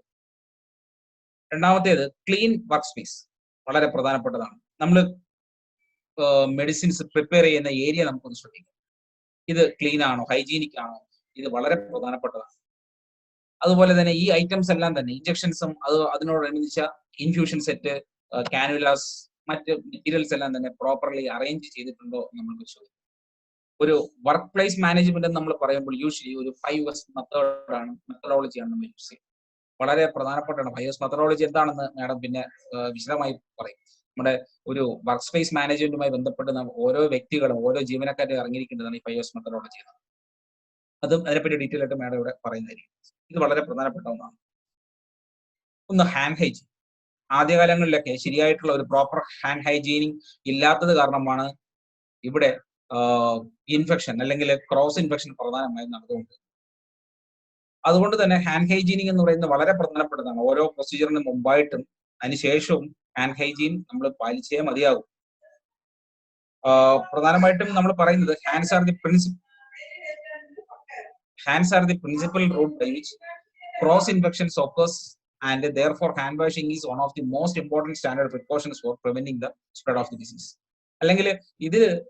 അല്ലെങ്കിൽ ശരിയായിട്ടുള്ള ഹാൻഡ് ഹൈജീനിങ് ഇല്ലായ്മയാണ് പലപ്പോഴും ഒരു ക്രോസ് ഇൻഫെക്ഷനിലോട്ട് പോകുന്നത്, ഇഞ്ചക്ഷൻ കൊടുക്കുമ്പോൾ അല്ലെങ്കിൽ മറ്റ് പ്രൊസീജിയറുകൾ ചെയ്യുമ്പോൾ. അതുകൊണ്ട് തന്നെ ഹാൻഡ് ഹൈജീനിങ് വളരെ പ്രധാനമായും നമ്മൾ ചെയ്യേണ്ടതാണ്. ശരിയായിട്ടുള്ള സോപ്പ് ഉപയോഗിച്ചോ അല്ലെങ്കിൽ മറ്റ് ഡിസിൻഫെക്റ്റന്റുകൾ ഉപയോഗിച്ചുള്ള ഹാൻഡ് ഹൈജീനിങ് ഈ ഒരു ഏതൊരു പ്രൊസീജിയറിന് മുമ്പും അനുവർത്തിക്കേണ്ടത് വളരെ അത്യാവശ്യമാണ്. Then sterile and new syringes and needle. Sterile and new syringes and needle. ഇപ്പോൾ നമുക്കറിയാം എല്ലാവർക്കും സ്റ്റെറൈൽ നീഡിൽ അതുപോലെ തന്നെ ന്യൂ നീഡിൽ ആൻഡ് സിറിഞ്ചസ് ആണ് നമ്മൾ കൊടുക്കുന്നത്. പണ്ടൊക്കെ ഒരു ഗ്ലാസ് സിറിഞ്ച് അല്ലെങ്കിൽ നീഡിൽ എടുത്തു കഴിഞ്ഞാൽ അത് ഡിസിൻഫെക്ട് ചെയ്തതിനു ശേഷം മാത്രമേ പല വ്യക്തികൾക്ക് നമ്മൾ കൊടുക്കാറുള്ളൂ. പക്ഷെ ഇന്ന് ആ ഒരു സിസ്റ്റം മാറി. പകരം സ്റ്റെറൈലും അതുപോലെ ന്യൂ സിറിഞ്ചസുമാണ് നീഡിലുമാണ് എല്ലാ വ്യക്തികൾക്കും ആവശ്യക്കാർക്ക് ഇഞ്ചക്ഷനിൽ നമ്മൾ കൊടുക്കുന്നത്. ഓരോ വ്യക്തിക്കും ഒരു ഡിസ്പോസിബിൾ സിറിഞ്ച് ആൻഡ് നീഡിൽസ് ആണ് നമ്മൾ ഉപയോഗിച്ച് വരുന്നത്. അതുകൊണ്ട് തന്നെ പലപ്പോഴും ക്രോസ് ഇൻഫെക്ഷനും അതുവഴി ഉണ്ടാകുന്ന ബ്ലഡ് ബോൺ ഇൻഫെക്ഷൻസും നമുക്ക് തടയാൻ സാധിക്കുന്നു. കൂടാതെ റീയൂസും നമ്മൾ പ്രിവെന്റ് ചെയ്തിട്ടുണ്ട്. കൂടാതെ ആക്സിഡന്റൽ എക്സ്പോഷർ നടക്കാനുള്ള ചാൻസ് അല്ലെങ്കിൽ അതിന്റെ ചാൻസ് നമ്മൾ പരമാവധി കുറച്ചുകൊണ്ട് വളരെ സേഫ് ആയിട്ടാണ് ഇപ്പോൾ ഈ ഒരു പ്രാക്ടീസ് നടന്നുകൊണ്ടിരിക്കുന്നത്. കൂടാതെ കൃത്യമായിട്ടുള്ള സൈസ് അല്ലെങ്കിൽ കൃത്യമായിട്ടുള്ള ഗോജ് സൈസ് ഉള്ള നീഡിൽസ് ആണ് നമ്മൾ പ്രധാനമായിട്ടും ഇഞ്ചക്ഷനും അതോടൊപ്പം തന്നെ ഫ്ലബോട്ടമി പ്രൊസീജിയേഴ്സിനൊക്കെ ഇപ്പോൾ നമ്മൾ ഉപയോഗിച്ചു വരുന്നത്. അതും വളരെ പ്രധാനപ്പെട്ടതാണ്. Then sterile vial of medications and diluent. Inspect the vial for name and name of the medication. പ്രധാനമായിട്ടും ഈ വയൽ പരിശോധിക്കുക. ഇതിലെ മെഡിക്കേഷൻസ് എന്താണെന്ന് പരിശോധിക്കുക. കൂടാതെ ഇതിന്റെ date, expiry date, batch number ഇതെല്ലാം പരിശോധിച്ച് ബ്രാക്കേജുകൾ അല്ലെങ്കിൽ ഈ വയൽ പാക്കറ്റിൽ എന്തെങ്കിലും ബ്രാക്കേജോ അല്ലെങ്കിൽ ഡാമേജോ ഇല്ല എന്ന് ഉറപ്പുവരുത്തിയതിനു ശേഷം മാത്രമേ നമ്മൾ ഇഞ്ചക്ഷൻ കൊടുക്കാവൂ. കൂടാതെ ഇൻസ്പെക്ട് ദ വയൽ for any type of sedimentation, അതും വളരെ പ്രധാനപ്പെട്ടതാണ്. ഈ വയലിൽ ഏതെങ്കിലും തരത്തിലുള്ള സെഡിമെന്റ്സ് ഉണ്ടെങ്കിൽ ഒരു കാരണവശാലും കൊടുക്കാൻ പാടുള്ളതല്ല. പലപ്പോഴും ചില ബാച്ചുകളിലൊക്കെ വരുമ്പോൾ നമുക്ക് ചില മുന്നറിയിപ്പുകൾ കിട്ടും ഇതിൽ ഉപയോഗിക്കാൻ പാടില്ല എന്ന്. അതുകൊണ്ട് തന്നെയാണ് നമ്മൾ ഈ പറയുന്ന കാര്യങ്ങളെല്ലാം തന്നെ ഫോളോ ചെയ്യണമെന്ന് പറയുന്നത്. അതോടൊപ്പം തന്നെ സെഡിമെന്റേഷനും ഇതിലുണ്ടാകാൻ പാടുള്ളതല്ല, അങ്ങനെയാണെങ്കിൽ കൊടുക്കാൻ പാടുള്ളതല്ല.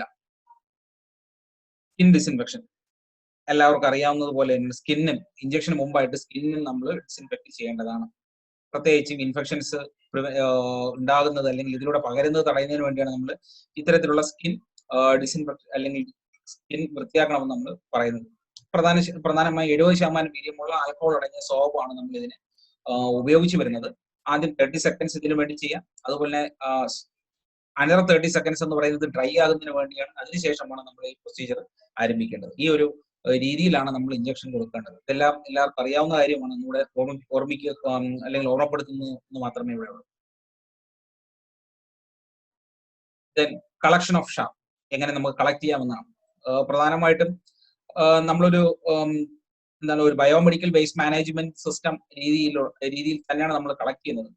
അതിന് പുറമെ പ്രധാനമായിട്ടും പങ്ചർ പ്രൂഫ് അല്ലെങ്കിൽ ടാമ്പർ പ്രൂഫ് കണ്ടെയ്നർ വഴിയാണ് നമ്മൾ ഇപ്പോൾ അത് ശേഖരിച്ചു വരുന്നത്. സാധാരണഗതിയിൽ പങ്ചർ പ്രൂഫ് അല്ലെങ്കിൽ ടാമ്പർ പ്രൂഫ് കണ്ടെയ്നർ എന്ന് പറയുന്നത് ഇച്ചിരി കോസ്റ്റ്ലി ആണ്.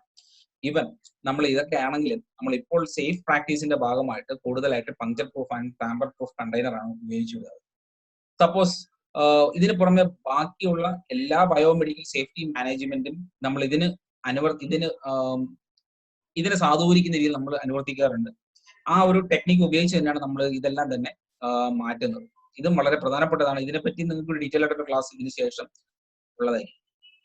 കൂടാതെ ഒരു നീഡിൽ സ്റ്റിക്ക് ഇഞ്ചറി ഉണ്ടായിക്കഴിഞ്ഞാൽ അതിനനുസരിച്ചുള്ള പ്രോട്ടോകോൾസ് നമുക്കിപ്പോൾ ICMR അതോടൊപ്പം തന്നെ നമ്മുടെ ആരോഗ്യവകുപ്പെല്ലാം നൽകിയിട്ടുള്ള പ്രോട്ടോകോളുകൾ പ്രകാരം തന്നെയാണ് നമ്മൾ നീഡിൽ സ്റ്റിക്ക് ഇഞ്ചുറി നമ്മൾ മാനേജ് ചെയ്യുന്നത്. ഇതെല്ലാം തന്നെ ഒരു ഇന്റർനാഷണൽ സ്റ്റാൻഡർഡൈസ്ഡ് ആണ്. ആ ഒരു രൂപത്തിൽ തന്നെയാണ് നമ്മൾ ഇവിടെ അനുവർത്തിച്ചത്. കൂടാതെ പോസ്റ്റ് എക്സ്പോഷർ പ്രൊഫൈലാക്സിസ് മെഷേഴ്സും അതിനോടനുബന്ധിച്ച് നമ്മൾ ചെയ്യാറുണ്ട്. പോസ്റ്റ് എക്സ്പോഷർ പ്രൊഫൈലാക്സിസ് എന്ന് പറയുമ്പോൾ HIV ഉണ്ട്, അതോടൊപ്പം തന്നെ ഹെപ്പറ്റൈറ്റിസ് ബിക്ക് ഉണ്ട്. അപ്പൊ ഈ പറയുന്ന എല്ലാ സ്റ്റാൻഡർഡൈസ്ഡ് ആയിട്ടുള്ള പോസ്റ്റ് എക്സ്പോഷർ പ്രൊഫൈലാക്സിസും കൂടി നമ്മൾ ഇതിന് അനുബന്ധികമായി ചെയ്യേണ്ടതുണ്ട്. ഈ രണ്ട് ഉദാഹരണങ്ങൾ മാത്രമേ ഞാൻ ഇവിടെ പറയുന്നുള്ളൂ. ഒന്ന് HIV-ക്കും അതോടൊപ്പം തന്നെ hepatitis ബിക്കും. Then appropriate waste management. Appropriate waste management എന്ന് പറയുന്നത് നമ്മൾ സ്റ്റാൻഡർഡൈസ്ഡ് ഉള്ള ബയോമെഡിക്കൽ വേസ്റ്റ് മാനേജ്മെന്റ് രീതി അല്ലെങ്കിൽ അതിന്റെ അനുസരിച്ചുള്ള ഒരു കളർ കോഡിംഗ് സിസ്റ്റം തന്നെയാണ് നമ്മളിവിടെ അനുവർത്തിച്ച് വരുന്നത്. കൂടാതെ ചില പ്രത്യേക അല്ലെങ്കിൽ ഇൻസ്ട്രക്ഷൻസ് നമുക്ക് എന്തൊക്കെയാണെന്ന് പരിഗണിക്കാം, അല്ലെങ്കിൽ ജനറൽ ഇൻസ്ട്രക്ഷൻസ് എന്തൊക്കെയാണെന്ന് നോക്കാം. അതിലൊന്ന് ഈ പറയുന്ന മെഡിക്കേഷൻസ് എല്ലാം തന്നെ കൃത്യമായ ലേബിൾ ചെയ്ത് സൂക്ഷിക്കുക എന്നുള്ളതാണ് ഏറ്റവും പ്രധാനം. ഈ 5S ടെക്നിക്ക് നമ്മൾ എന്താണെന്ന് പരിശോധിച്ചു കഴിഞ്ഞാൽ നമുക്കിത് ഓരോന്നും പെട്ടെന്ന് നമുക്ക് മനസ്സിലാക്കാൻ സാധിക്കും. ഒന്ന്, പ്രീ ഡ്രോൺ മെഡിക്കേഷൻസ് എല്ലാം തന്നെ അല്ലെങ്കിൽ മെഡിക്കേഷൻസ് കൃത്യമായി ലേബൽ ചെയ്ത് സൂക്ഷിക്കുക, അതായത് സോർട്ടിംഗ് എന്ന് നമ്മൾ പറയാറുണ്ട്. Then medications pre drawn at the need to be labelled specifically with the date and time of the drawn. നമ്മൾ സൂക്ഷിക്കുക മാത്രമല്ല, ഇതിൽ കൃത്യമായിട്ട് ഡേറ്റ് അതോടൊപ്പം തന്നെ ഇതെല്ലാം ഡിസ്പേഴ്സ് ചെയ്ത ഡേറ്റ് എല്ലാം തന്നെ കൃത്യമായി രേഖപ്പെടുത്തുക എന്നുള്ളത് ഏറ്റവും പ്രധാനപ്പെട്ടതാണ്. സോർട്ടിങ്ങിലാണ് ഈ പറയുന്ന കാര്യങ്ങളെല്ലാം വരുന്നത്. 5Sലെ ഏറ്റവും ആദ്യത്തെയാണ് സോർട്ടിംഗ് എന്ന് പറയുന്നത്. Then name of the medication അതും രേഖപ്പെടുത്തുക. Strength of the medication and expiry date. മെഡിക്കേഷന്റെ സ്ട്രെങ്ത് എത്രയാണെന്ന് നമ്മൾ മനസ്സിലാക്കുക. ഓരോന്നിനും ഓരോ സ്ട്രെങ്ത് ഉണ്ട്. ഇത് 500 ഗ്രാം അല്ലെങ്കിൽ 1 ഗ്രാം എന്നൊക്കെ നമ്മൾ പറയാറുണ്ട്. അപ്പൊ ഇതുപോലെ ഇതിന്റെ സ്ട്രെങ്ത് എന്താണെന്ന് മനസ്സിലാക്കുക. അതുപോലെ ഇതിന്റെ എക്സ്പയറി ഡേറ്റും കൂടെ വളരെ പ്രധാനപ്പെട്ടതാണ്. ഇതിനനുസരിച്ചായിരിക്കും നമ്മൾ സോർട്ട് ചെയ്യുന്നത്. ദെൻ പേഷ്യന്റ് ഡീറ്റെയിൽസ് വേണം. അതുപോലെ initials of person drawing of the medication അല്ലെങ്കിൽ ഇത് കൈകാര്യം ചെയ്യുന്ന വ്യക്തികളുടെ ഇനിഷ്യൽസ് അല്ലെങ്കിൽ സൈനേജുകൾ നമുക്ക് അവിടെ ചെയ്യേണ്ടതാണ്. കൂടാതെ make sure that these medications are free from contamination ഇല്ല എന്ന് നമ്മൾ ഉറപ്പുവരുത്തുന്നത്.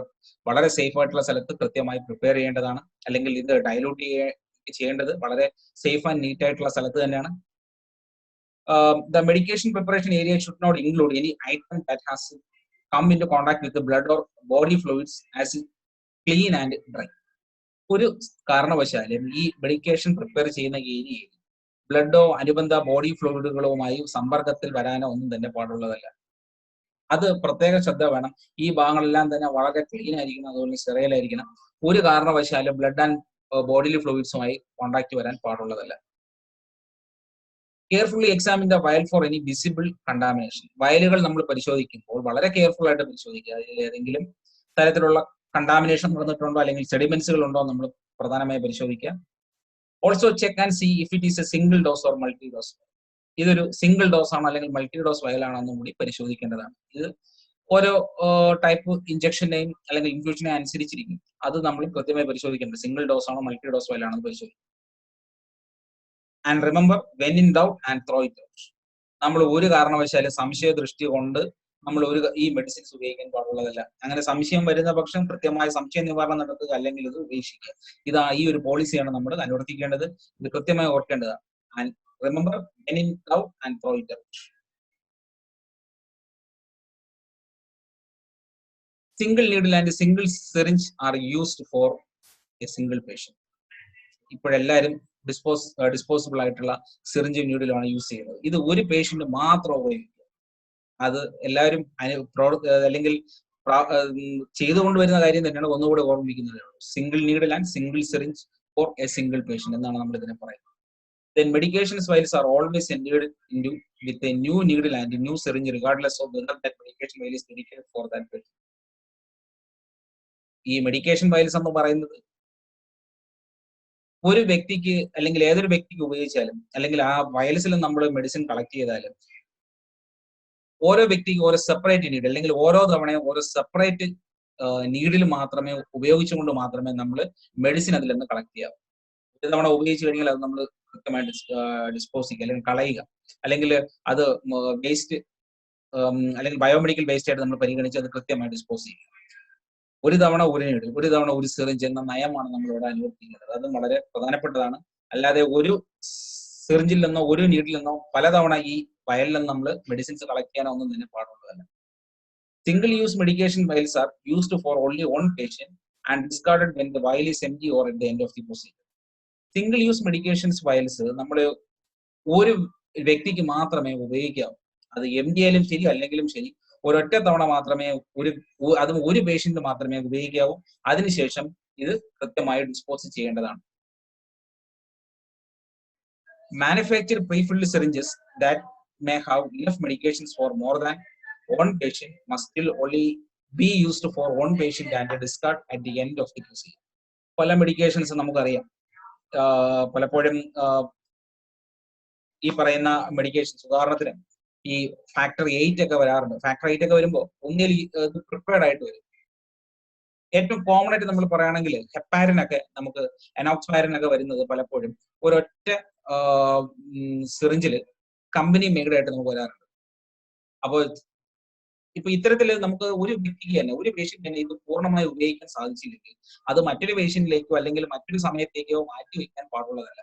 ഉപയോഗശേഷം കൃത്യമായിട്ടും ഈ ഇൻബിൽറ്റ് ആയിട്ട് വരുന്ന ഇഞ്ചക്ഷൻസും അല്ലെങ്കിൽ വയൽസോ എന്ത് തന്നെ ആകട്ടെ അത് നമ്മൾ ഉപേക്ഷിക്കേണ്ടതാണ്. ബയോമെഡിക്കൽ വേസ്റ്റ് മാനേജ്മെന്റ് സിസ്റ്റമായിട്ട് നമ്മൾ അത് പിന്നെ മാറ്റേണ്ടത് തന്നെയാണ്. അല്ലാതെ അത് മറ്റൊരു സമയത്തേക്ക് മാറ്റി വയ്ക്കുകയോ അല്ലെങ്കിൽ പേഷ്യന്റിന് കൊടുക്കാനോ പാടുള്ളതല്ല. Packs of IV solutions are used for only one patient and discarded at the end of the procedure.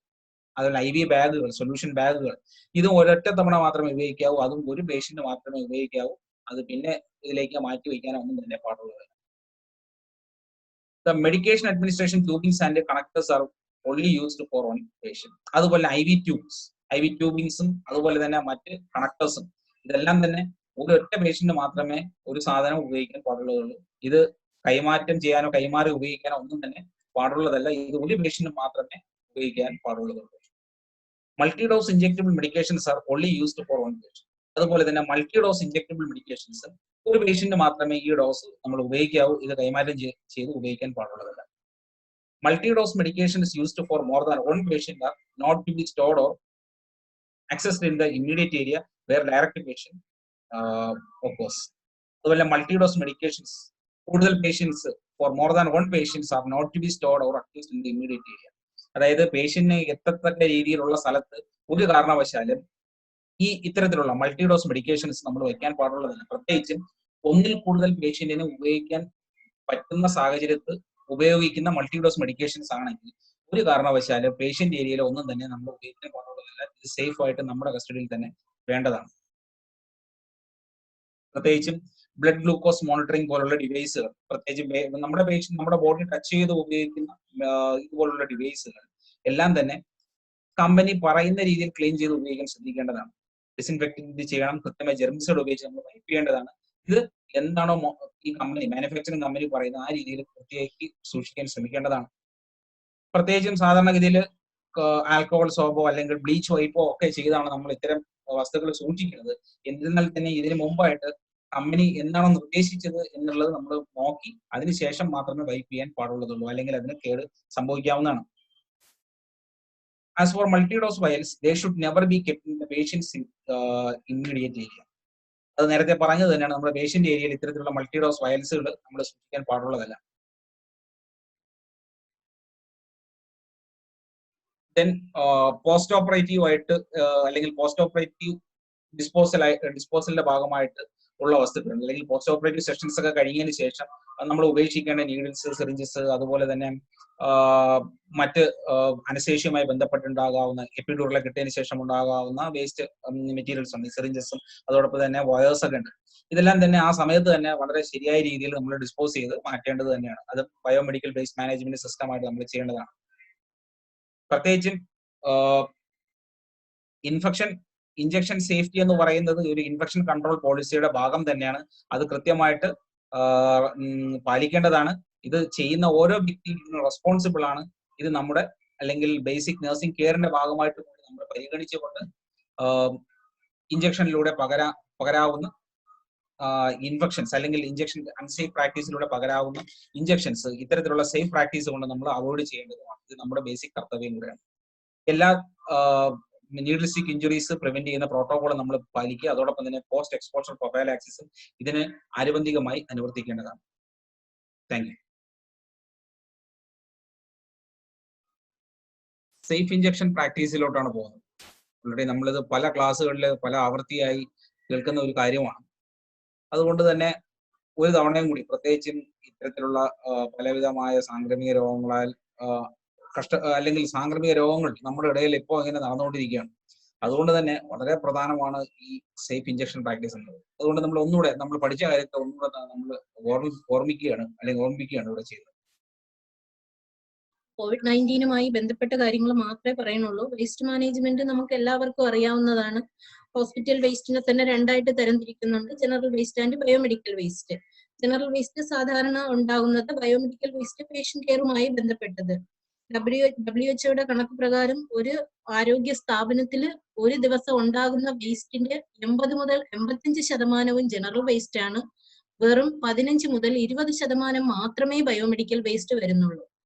അപ്പോൾ നമുക്ക് തന്നെ അറിയാം എത്ര കുറച്ചാണ് ബയോമെഡിക്കൽ വേസ്റ്റ് ഉണ്ടാകുന്നതെന്ന്. പക്ഷെ അതിന്റെ ഇമ്പോർട്ടൻസ് വളരെ കൂടുതലാണ്. ആ ബയോമെഡിക്കൽ വേസ്റ്റിന്റെ 1% എങ്കിലും നമ്മുടെ ജനറൽ വേസ്റ്റുമായിട്ട് മിക്സ് ആയാൽ പൂർണ്ണമായിട്ടും അത് 100% ബയോമെഡിക്കൽ വേസ്റ്റ് ആയിട്ട് മാറും. അതിനാൽ നമ്മൾ വളരെ കെയർഫുൾ ആയിരിക്കണം ബയോമെഡിക്കൽ വേസ്റ്റിന്റെ കാര്യത്തിൽ.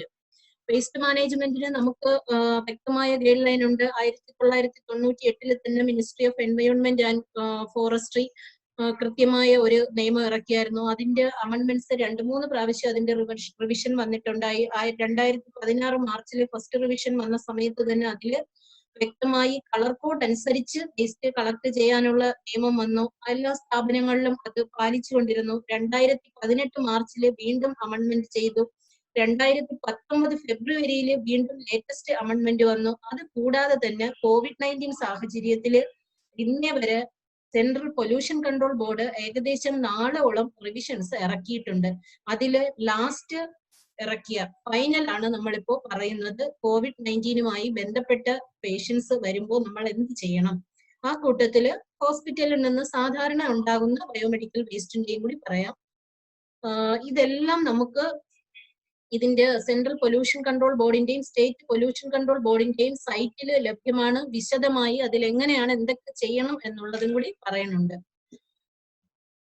COVID-19 സാഹചര്യത്തിൽ നമുക്കറിയാം ഈ സാർസ് കൊറോണ 2 വൈറസ് എത്ര നാള് ഓരോ പ്രതലത്തിലും ജീവിച്ചിരിക്കും, അലൈവ് ആണ് എന്നുള്ളതിനെ കുറിച്ച് നമുക്ക് കൃത്യമായ കാര്യങ്ങളൊന്നുമില്ല. പഠനങ്ങൾ നടക്കുന്നേ ഉള്ളൂ. അപ്പം നമ്മുടെ വേസ്റ്റ് മാനേജ്മെന്റും വളരെ ഇമ്പോർട്ടന്റ് ആയിട്ടുള്ള കാര്യമാണ്. കാരണം ക്വാറന്റൈൻ സെന്ററുകളിൽ നിന്ന് വേസ്റ്റ് ഉണ്ടാകാം, ക്യാമ്പ്സ് നിന്നും ഉണ്ടാകാം, ഐസൊലേഷൻ വാർഡിൽ നിന്നുണ്ടാകാം. ഇത് കൂടാതെ തന്നെ ഹോം ക്വാറന്റൈനിൽ ഇരിക്കുന്ന പേഷ്യന്റിന്റെ ബയോമെഡിക്കൽ വേസ്റ്റ് ഉണ്ടാകാം. അതായത് അവരുപയോഗിക്കുന്ന മാസ്ക്, അവരുടെ ലിനൻ ക്ലീൻ ചെയ്യാനായിട്ട് അവരുപയോഗിക്കുന്ന ഗ്ലൗസ്, ഇതെല്ലാം ബയോമെഡിക്കൽ മാലിന്യമായിട്ട് കൺസിഡർ ചെയ്യേണ്ടി വരും. അതുകൂടാതെ തന്നെ പാലിയേറ്റീവ് പേഷ്യന്റ് അവരവരുടെ വീടുകളിൽ ഉപയോഗിക്കുന്ന, ഇൻസുലിൻ എടുക്കുന്ന പേഷ്യന്റ് ഉപയോഗിക്കുന്ന ഇൻസുലിൻ സിറിഞ്ച്, ഡ്രസ്സിംഗ് ഉള്ള പേഷ്യന്റ് ഉപയോഗിക്കുന്ന ഡ്രസ്സിംഗ് മെറ്റീരിയൽസ്, ഇതെല്ലാം ബയോമെഡിക്കൽ വേസ്റ്റ് ആയിട്ട് തന്നെ വരും. ഇതെല്ലാം പ്രോപ്പർ ആയിട്ട് മാനേജ് ചെയ്യുക എന്നുള്ളതാണ് നമ്മുടെ ഓരോരുത്തരുടെയും ഉത്തരവാദിത്വം. അതില് ഏറ്റവും ഇമ്പോർട്ടന്റ് ആയിട്ടുള്ള കാര്യം ടെമ്പററി ഹെൽത്ത് കെയർ ഫെസിലിറ്റി. അതായത് നമ്മളിപ്പോ ടെമ്പററി ആയിട്ട് ചെയ്തേക്കുന്നതാണ് കോവിഡ് ഫസ്റ്റ് ലൈൻ ട്രീറ്റ്മെന്റ് സെന്ററുകൾ, അല്ലാതെ ക്വാറന്റൈൻ സെന്ററുകൾ. ഇവിടെ നിന്നുണ്ടാകുന്നത് പോലും ബയോമെഡിക്കൽ വേസ്റ്റ് ആയിട്ട് കൺസിഡർ ചെയ്ത് പ്രോപ്പർ ആയിട്ട് ട്രീറ്റ്മെന്റ് ചെയ്യുക എന്നുള്ളതാണ് നമ്മുടെ എയിം. അതിന് നമുക്ക് അതാത് കൺസേൺഡ് തദ്ദേശ സ്വയംഭരണ സ്ഥാപനവുമായി ബന്ധപ്പെട്ട് വേണ്ട പ്രവർത്തനങ്ങൾ നടത്തുകയും ഇവിടെ നിന്നെല്ലാം ശേഖരിക്കുന്ന waste common biomedical waste management and treatment ഫെസിലിറ്റിക്ക് കൈമാറേണ്ടതുമാണ്. അത് കൂടാതെ തന്നെ നമുക്ക് അവിടെ നിന്ന് ഉണ്ടാകുന്ന ജനറൽ വേസ്റ്റുകൾ ഉണ്ട്. ആ ജനറൽ വേസ്റ്റുകൾ സോളിഡ് വേസ്റ്റ് മാനേജ്മെന്റ് റൂള് പ്രകാരവും പ്രോപ്പറായിട്ട് നിർമ്മാർജ്ജനം ചെയ്യേണ്ടതാണ്. COVID-19 അല്ലെങ്കിൽ COVID-19 സസ്പെക്റ്റഡ് ആയിട്ടുള്ളതോ കൺഫേംഡ് കേസുകളുടെ എല്ലാ ബയോമെഡിക്കൽ വേസ്റ്റും ഡബിൾ ലെയർഡ് ബാഗുകൾ, നമുക്ക് ഡബിൾ ലെയർഡ് ബാഗ് ലഭ്യമല്ലാത്തതിനാലാണ് 2 ബാഗിനകത്ത് സൂക്ഷിക്കാൻ പറയുന്നത്.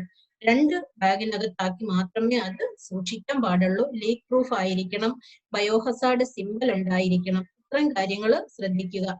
കൂടാതെ തന്നെ നമ്മൾ മുമ്പ് കാറ്റഗറൈസ് ചെയ്ത് എങ്ങനെയാണോ കളർ കോഡ് അനുസരിച്ച് കളക്ട് ചെയ്തുകൊണ്ടിരുന്നത് അതുപോലെ തന്നെയാണ് COVID-19 സാഹചര്യത്തിലും വേസ്റ്റ് കളക്ട് ചെയ്യേണ്ടത്.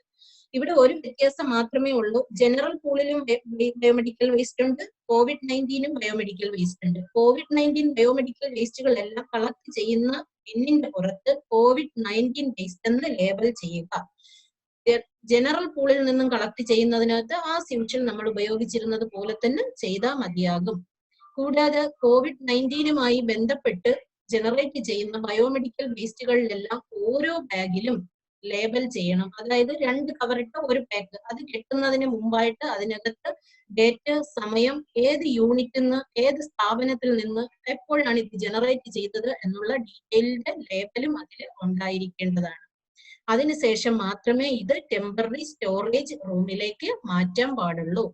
ഇതിൽ ഒരു കാര്യം കൂടി ശ്രദ്ധിക്കണം. നമ്മുടെ ഐസൊലേഷൻ വാർഡ്, ക്വാറന്റൈൻ റൂം സെന്ററുകൾ, CFLTC മുതലായ സ്ഥലത്തു നിന്നെല്ലാം ഉണ്ടാകുന്ന ജനറൽ വേസ്റ്റ് നിർബന്ധമായും സോളിഡ് വേസ്റ്റ് മാനേജ്മെന്റ് റൂള് 2016 പ്രകാരം തന്നെ ഡിസ്കാർഡ് ചെയ്തിരിക്കണം. അതായത് മെഡിസിൻ റാപ്പേഴ്സ് കാണും, കൂടാതെ തന്നെ വെള്ളം കൊണ്ടുവരുന്ന ബോട്ടിൽസ്, മറ്റ് MD ബോട്ടിലുകൾ കാണാം, ലെഫ്റ്റ് ഓവർ ഫുഡ് കാണാം, ഫുഡ് പ്ലേറ്റ് കാണാം. ഇതിനെല്ലാം സോളിഡ് വേസ്റ്റ് മാനേജ്മെന്റ് റൂൾ 2016 പ്രകാരം ഡിസ്കാർഡ് ചെയ്യേണ്ടതാണ്.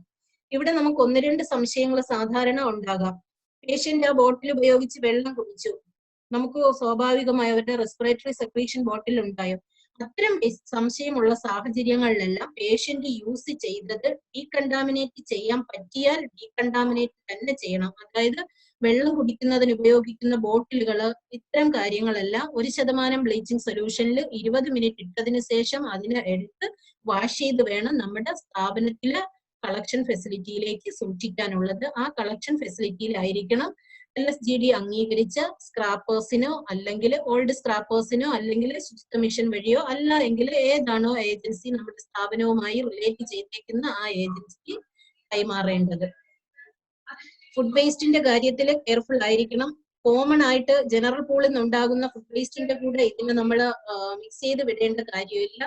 COVID-19 ബന്ധപ്പെട്ട സസ്പെക്ടഡ് കേസും കൺഫേംഡ് കേസും അല്ലെങ്കിൽ ഐസൊലേഷൻ വാർഡിൽ നിന്ന് ജനറേറ്റ് ചെയ്യുന്ന ഫുഡ് വേസ്റ്റുകളെല്ലാം ഡീകണ്ടാമിനേറ്റ് ചെയ്ത് ഡീപ് ബറിയലാണ് ചെയ്യേണ്ടത്. ഡീപ് ബറിയലിന് സ്ഥാപനത്തിൽ സംവിധാനം ഒരുക്കണം. ഇപ്പൊ നമുക്ക് ബയോഗ്യാസ് പ്ലാന്റുകളുള്ള സ്ഥാപനങ്ങൾ ഉണ്ടായിരിക്കും, എന്നാലും പരമാവധി അല്ല, നിർബന്ധമായിട്ടും COVID-19 ബന്ധപ്പെട്ടതെല്ലാം ഡീപ് ബറിയൽ തന്നെ ചെയ്യേണ്ടതുണ്ട്. അത് 1% ഹൈപ്പോക്ലോറൈറ്റ് സൊല്യൂഷൻ 20 മിനിറ്റ് ഒഴിച്ചതിന് ശേഷം ഇത് ചെയ്യണം. ഇപ്പോ മറ്റ് പ്രൈവറ്റ് ഏജന്റുമായിട്ട് ബന്ധപ്പെട്ട് പിഗ് ഫാമുകളിൽ, ഗോഡ് ഫാമുകളിലൊക്കെ കൊടുക്കുന്ന സ്ഥാപനങ്ങൾ ഉണ്ടായിരിക്കും. COVID-19 സാഹചര്യത്തിൽ ഫുഡ് വേസ്റ്റുകൾ ഒന്നും അങ്ങനെ ഹാൻഡ് ഓവർ ചെയ്യേണ്ട കാര്യമില്ല. നമ്മുടെ സ്ഥാപനത്തിൽ ഡീപ് ബറിയൽ ചെയ്യണം. ഡീപ് ബറിയൽ ചെയ്യുന്നതിന് 2 മീറ്റർ ആഴവും 1 മീറ്റർ വ്യാസവുമുള്ള കുഴികളാണ് എടുക്കേണ്ടത്. എല്ലാവരും ശ്രദ്ധിക്കുക. അതിൽ ലെയറായിട്ട് തന്നെ നമുക്ക് ഇടുക, എന്നിട്ടത് ക്ലോസ് ചെയ്യുക.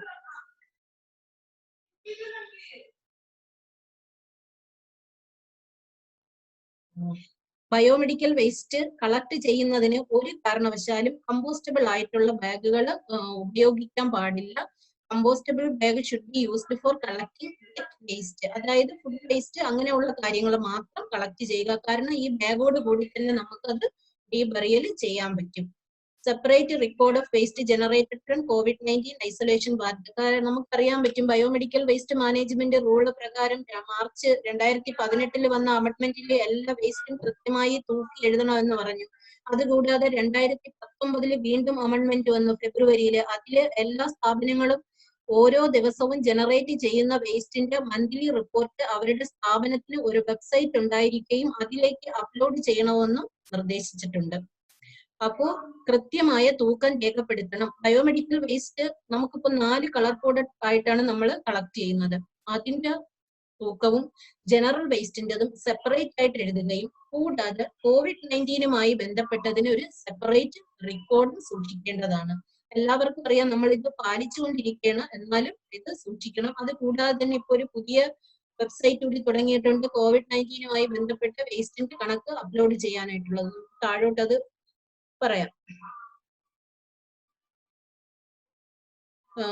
കവറിന്റെ പുറത്തും ഉറപ്പായിട്ടും 1% ഹൈപ്പോക്ലോറൈറ്റ് സൊല്യൂഷൻ കൊണ്ട് നമ്മൾ ഡീകണ്ടാമിനേറ്റ് ചെയ്യുന്നു. കവറിന് എന്തെങ്കിലും ലീക്കോ എന്തെങ്കിലും ഉണ്ടായാൽ വീണ്ടും ഒരു കവറും കൂടി ഇട്ട് ലീക്ക് പ്രൂഫ് ആണെന്ന് ഉറപ്പിച്ചതിന് ശേഷം മാത്രമേ ടെമ്പററി സ്റ്റോറേജ് ഏരിയയിലേക്ക് അത് മാറ്റാൻ പാടുള്ളൂ.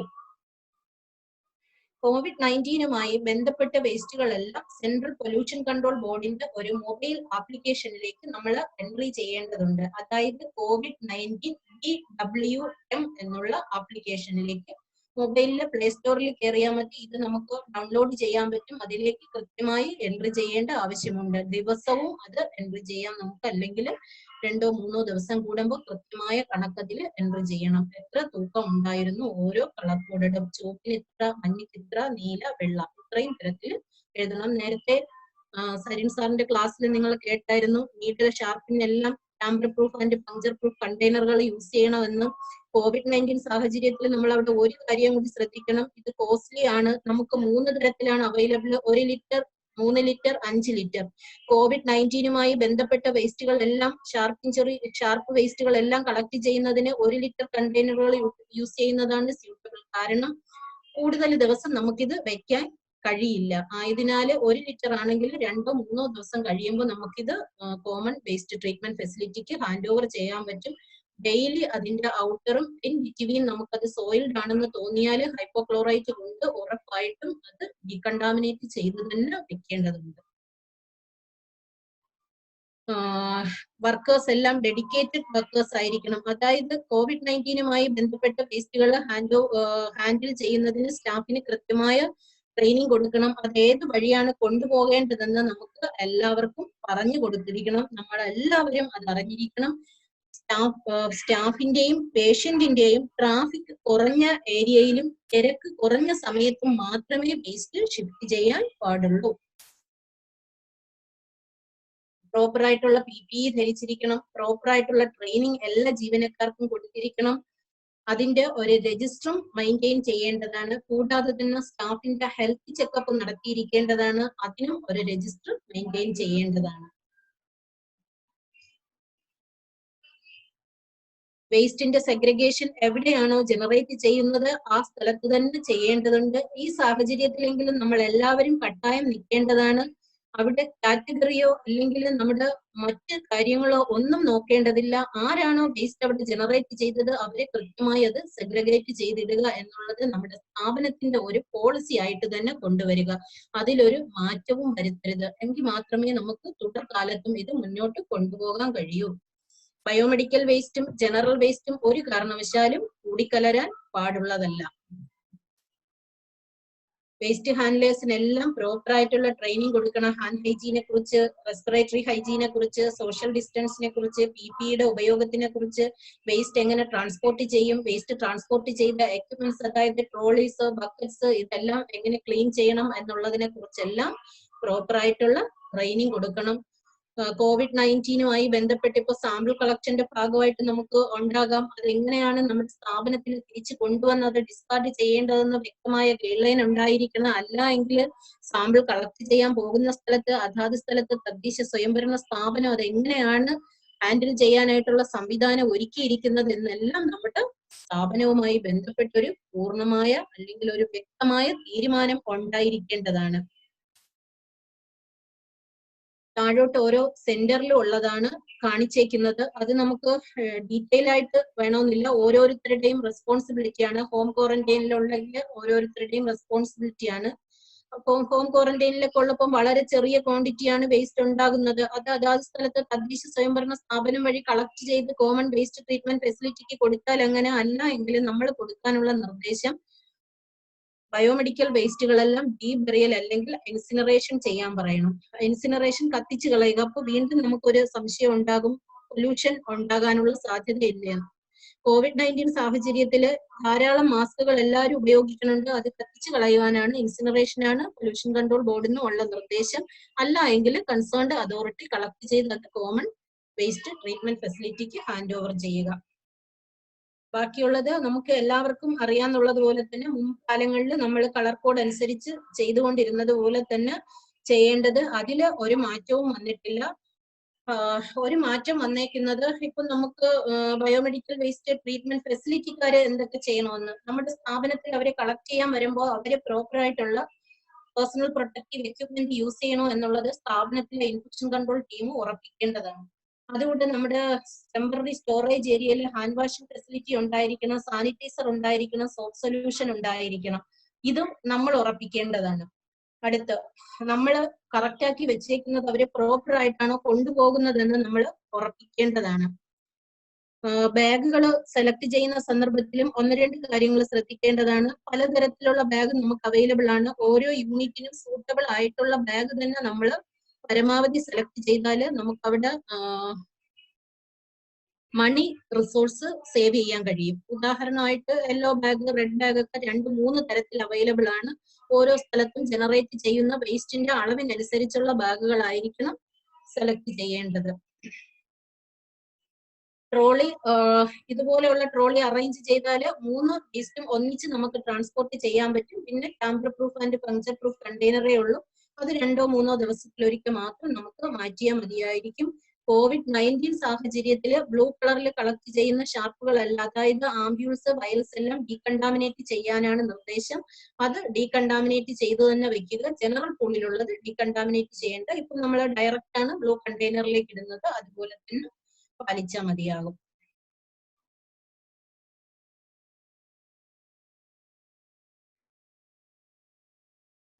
ഇതുമായി ബന്ധപ്പെട്ട് എന്തെങ്കിലും സംശയം ഉണ്ടെങ്കിൽ നമുക്ക് ചോദിക്കാവുന്നതാണ്. പിന്നെ 2 കാര്യവും കൂടി പറയാനുള്ളത്, ഡെഡ് ബോഡിയുമായി ബന്ധപ്പെട്ട കാര്യമാണ്. ചിലപ്പോൾ ക്രമറ്റോറിയത്തിലേക്ക് നമ്മുടെ സ്റ്റാഫ് പോവേണ്ടി വന്നാൽ അവിടെ യൂസ് ചെയ്യുന്ന പേഴ്സണൽ പ്രൊട്ടക്റ്റീവ് എക്യുപ്മെന്റ്സ് ഉണ്ട്. അതായത് ഏറ്റവും അടുത്ത റിലേറ്റീവ്സിന് യൂസ് ചെയ്യുന്നത് കാണുന്ന സമയത്ത്, അത് കൂടാതെ തന്നെ അതുമായി ബന്ധപ്പെട്ട മറ്റ് കാര്യങ്ങൾക്ക്, ഫ്യൂണറൽ ഫംഗ്ഷന് ആയി ബന്ധപ്പെട്ടവർ ഉപയോഗിക്കുന്ന PPE ഉണ്ട്. അത് LSTDയുമായി ബന്ധപ്പെട്ട് അവിടെ ഡിസ്കാർഡ് ചെയ്യുക. അത് ഡിസ്കാർഡ് ചെയ്തില്ല എങ്കിൽ പ്രോപ്പർ ആയിട്ട് ക്ലോസ് ചെയ്ത് ബാഗിനകത്താക്കി നമ്മുടെ സ്ഥാപനത്തിൽ കൊണ്ടുവന്നാണ് common biomedical waste management and treatment ഫെസിലിറ്റിക്ക് കൈമാറേണ്ടത്. നമുക്കറിയാം, നമുക്ക് എല്ലാവർക്കും ഉള്ള കേരളത്തിലെ ഒരു common biomedical waste management and treatment ഫെസിലിറ്റിയാണ് image. Indian Medical Association goes eco friendly എന്ന് പറയുന്ന സ്ഥാപനം. അതുവഴിയാണ് നമ്മൾ കൊടുക്കുന്നത്.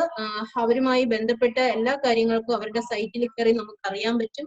രജിസ്റ്റർ ചെയ്യാത്ത സ്ഥാപനങ്ങൾ രജിസ്റ്റർ ചെയ്ത് വേസ്റ്റ് അതുവഴി തന്നെ ഹാൻഡ് ഓവർ ചെയ്യാൻ വേണ്ടി എല്ലാവരും ശ്രദ്ധിക്കേണ്ടതാണ്.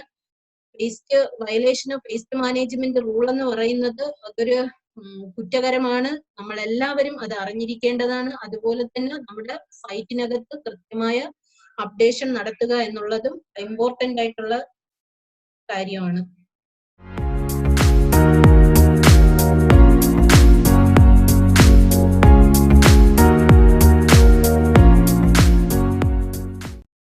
നേരത്തെ പറഞ്ഞ സേഫ് ഇഞ്ചക്ഷൻ ആൻഡ് ഇൻഫ്യൂഷൻ പ്രാക്ടീസസിൽ ഒരു 2 കാര്യവും കൂടി പറയാനുണ്ട്. സാർ പറഞ്ഞായിരുന്നു 5S മാനേജ്മെന്റിന്റെ കാര്യം. 5S മാനേജ്മെന്റ് എന്ന് പറയുന്നത് ഒരു വർക്ക് പ്ലേസ് മാനേജ്മെന്റ് ആണ്. എല്ലാ സ്ഥാപനങ്ങളിലും 5S മാനേജ്മെന്റ് ചെയ്തു കഴിഞ്ഞാൽ നമുക്ക് പ്രോപ്പർ ആയിട്ട് നമ്മുടെ സ്ഥാപനത്തിന്റെ തന്നെ ക്വാളിറ്റി ഇംപ്രൂവ് ചെയ്യാൻ കഴിയും. ആദ്യത്തെ S എന്ന് പറയുന്നത് സോർട്ട്, തരംതിരിക്കുക. അതായത് നമ്മുടെ ജോലികൾ കൃത്യമായി തരംതിരിച്ച് വെക്കുക. ആരിന്ന ജോലി ചെയ്യണം, ഈ സമയത്ത് ഇന്ന ജോലിയാണ്, ഇതെന്താണ് എന്നുള്ളത് തരംതിരിച്ചു കഴിഞ്ഞാൽ നമുക്ക് ഈസിയായി. നെക്സ്റ്റ് സെറ്റ് ഇൻ ഓർഡർ, അതായത് ഒരു പ്രിയോറിറ്റി അനുസരിച്ച് സെറ്റ് ചെയ്യുക. ആദ്യം ഈ ജോലിയാണ്. ഒരു ഉദാഹരണം പറഞ്ഞാൽ ഒരു ജനറൽ വാർഡിൽ രാവിലെ വന്നാൽ ഹാൻഡ് ഓവർ കഴിഞ്ഞു, പേഷ്യന്റിന്റെ കാര്യങ്ങളെല്ലാം നമ്മൾ മനസ്സിലാക്കി കഴിഞ്ഞാൽ അവരുടെ ബെഡ് മേക്കിംഗ് ചെയ്യുക, അവരുടെ മറ്റ് പേഴ്സണൽ ഹൈജീൻ മെയിൻറ്റെയിൻ ചെയ്യുക, അതുപോലെ ഒരു സെറ്റ് ഇൻ ഓർഡർ അറേഞ്ച് ചെയ്യുക. അതാണ് സെറ്റ് ഇൻ ഓർഡർ എന്ന് പറയുന്നത്. അടുത്ത് ഷൈൻ. ഷൈൻ എന്ന് പറഞ്ഞാൽ അറിയാലോ, വെട്ടിത്തിളങ്ങുക എന്നുള്ള അർത്ഥമാണ്. പക്ഷെ നമ്മുടെ വർക്ക് പ്ലേസ് ക്ലീൻ ആയിരിക്കുക, പ്രോപ്പർ ആയിട്ടുള്ള ഒരു എൻവയോൺമെന്റൽ ഹൈജീൻ ഉണ്ടെങ്കിൽ മാത്രമേ നമ്മുടെ മുന്നിൽ വരുന്നവർക്കും നമുക്കും ഇൻഫെക്ഷൻ ഉണ്ടാകാതിരിക്കൂ. അത് കാരണം ക്ലീനിങ് വളരെ ഇമ്പോർട്ടന്റ് ആണ്. നാലാമത്തെ എസ് എന്ന് പറയുന്നത് സ്റ്റാൻഡർഡൈസ്. നമ്മുടെ സ്ഥാപനത്തിന് ഒരു സ്റ്റാൻഡേർഡ് പോളിസി ഉണ്ടായിരിക്കണം. അത് നാഷണൽ ഗൈഡ് ലൈനോ സ്റ്റേറ്റ് ഗൈഡ് ലൈനോ അല്ലെങ്കിൽ WHO CDC ഗൈഡ് ലൈനുമായി ബന്ധപ്പെട്ടത്. ഇതുമായിട്ട് ചെയ്തു കഴിഞ്ഞാൽ നമുക്ക് പ്രോപ്പറായിട്ട് കാര്യങ്ങൾ ചെയ്യാൻ കഴിയും. കൂടാതെ തന്നെ ഏറ്റവും ഇമ്പോർട്ടന്റ് ആയിട്ട് അറിഞ്ഞിരിക്കേണ്ട കാര്യം, നമ്മുടെ സ്ഥാപനത്തിൽ പല പല യൂണിറ്റ് ഉണ്ട്. പല യൂണിറ്റിലും പല വിധത്തിലാകാത്ത സ്ഥാപനത്തിന് തന്നെ ഒരു സ്റ്റാൻഡേർഡ് പോളിസി ഉണ്ടായിരിക്കുക. അടുത്ത എസ് എന്ന് പറയുന്നത് സസ്റ്റെയിൻ. നമ്മൾ ഈ ചെയ്തുകൊണ്ട് പോകുന്ന പ്രവർത്തനങ്ങളെല്ലാം നിലനിർത്തുക എന്നുള്ളതാണ് ഏറ്റവും ഇമ്പോർട്ടന്റ് ആയിട്ടുള്ള കാര്യം. പ്രത്യേകിച്ചും വേസ്റ്റിന്റെ കാര്യം. ഇപ്പൊ COVID-19 വരുന്നതിന് എത്രയോ മുമ്പ് നമ്മൾ അറിഞ്ഞു കഴിഞ്ഞതാണ് ബയോമെഡിക്കൽ വേസ്റ്റും ജനറൽ വേസ്റ്റും കൃത്യമായി തൂക്കി അത് രേഖപ്പെടുത്തണമെന്ന്. നമ്മളത് തുടങ്ങിയ സ്ഥാപനങ്ങളിലെല്ലാം COVID-19 വന്നപ്പോൾ വളരെ ഈസിയായി. നമുക്ക് ഓൾറെഡി അവിടെ വെയിങ് മെഷീൻ ഉണ്ട്, വെയിറ്റ് രേഖപ്പെടുത്തിക്കൊണ്ടിരുന്നു. അപ്പോൾ ഈ കാര്യങ്ങൾ നിലനിർത്തി കൊണ്ടുപോവുക എന്നുള്ളത് വളരെ ഇമ്പോർട്ടന്റ് ആണ്. കാരണം മാറി വരുന്ന സാഹചര്യത്തിൽ നമുക്ക് വേണ്ടത് ഇൻഫെക്ഷൻ പ്രിവെൻഷൻ ആണ്, ഇൻഫെക്ഷൻ കൺട്രോൾ അല്ല. അപ്പോൾ ഇത്തരം കാര്യങ്ങൾ പ്രോപ്പർ ആയിട്ട് ചെയ്യുക. ഇടയ്ക്കൊന്ന് ഇടപെട്ടോട്ടെ. അവരുടെ സ്ലൈഡ്സ് എനിക്കൊന്ന് ഈ ട്രെയിനിങ് സെഷൻ എൻഡിലോട്ട് എത്തുമ്പോൾ ആൾക്കാരൊക്കെ സ്ലൈഡ്സ് ഒക്കെ ചോദിക്കുന്നുണ്ട്. ശ്രീജിത്തിനോട് നമ്മളുടെ ഒരു റിക്വസ്റ്റ്, നമ്മുടെ ആ ഫീഡ്ബാക്ക് ഫോം ഒന്ന് ഇടണേ. ആ ഫീഡ്ബാക്ക് ഫോമില് എല്ലാവർക്കും അവരവരുടെ മെയിൽ IDസും ഡീറ്റെയിൽസും എൻ്റർ ചെയ്ത് തുടങ്ങാം. ഇല്ലെങ്കിൽ എന്ത് പറ്റുമെന്ന് വെച്ചാൽ നിങ്ങൾ അവസാനം ട്രെയിനിങ് കഴിഞ്ഞങ്ങ് പോകും, നിങ്ങളുടെ കറക്റ്റ് ഡീറ്റെയിൽസ് ഞങ്ങൾക്ക് കിട്ടില്ല, ഞങ്ങൾ ഈ മെറ്റീരിയൽസ് അങ്ങോട്ട് അയച്ചു തരാനും കഴിയില്ല. ഒന്ന് ആ ഫീഡ്ബാക്ക് ഫോം ഷെയർ ചെയ്യൂ ശ്രീജിത്ത്.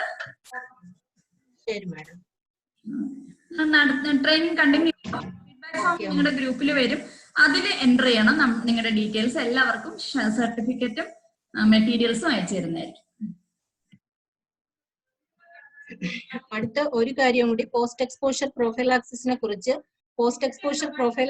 കുറിച്ചും നീഡിൽ സ്റ്റിക്ക് ആൻഡ് ഷാർപ്പ് ഇഞ്ചുറിയെ കുറിച്ച് സ്ഥാപനത്തിന് തന്നെ ഒരു പ്രോട്ടോകോൾ ഉണ്ടായിരിക്കണം.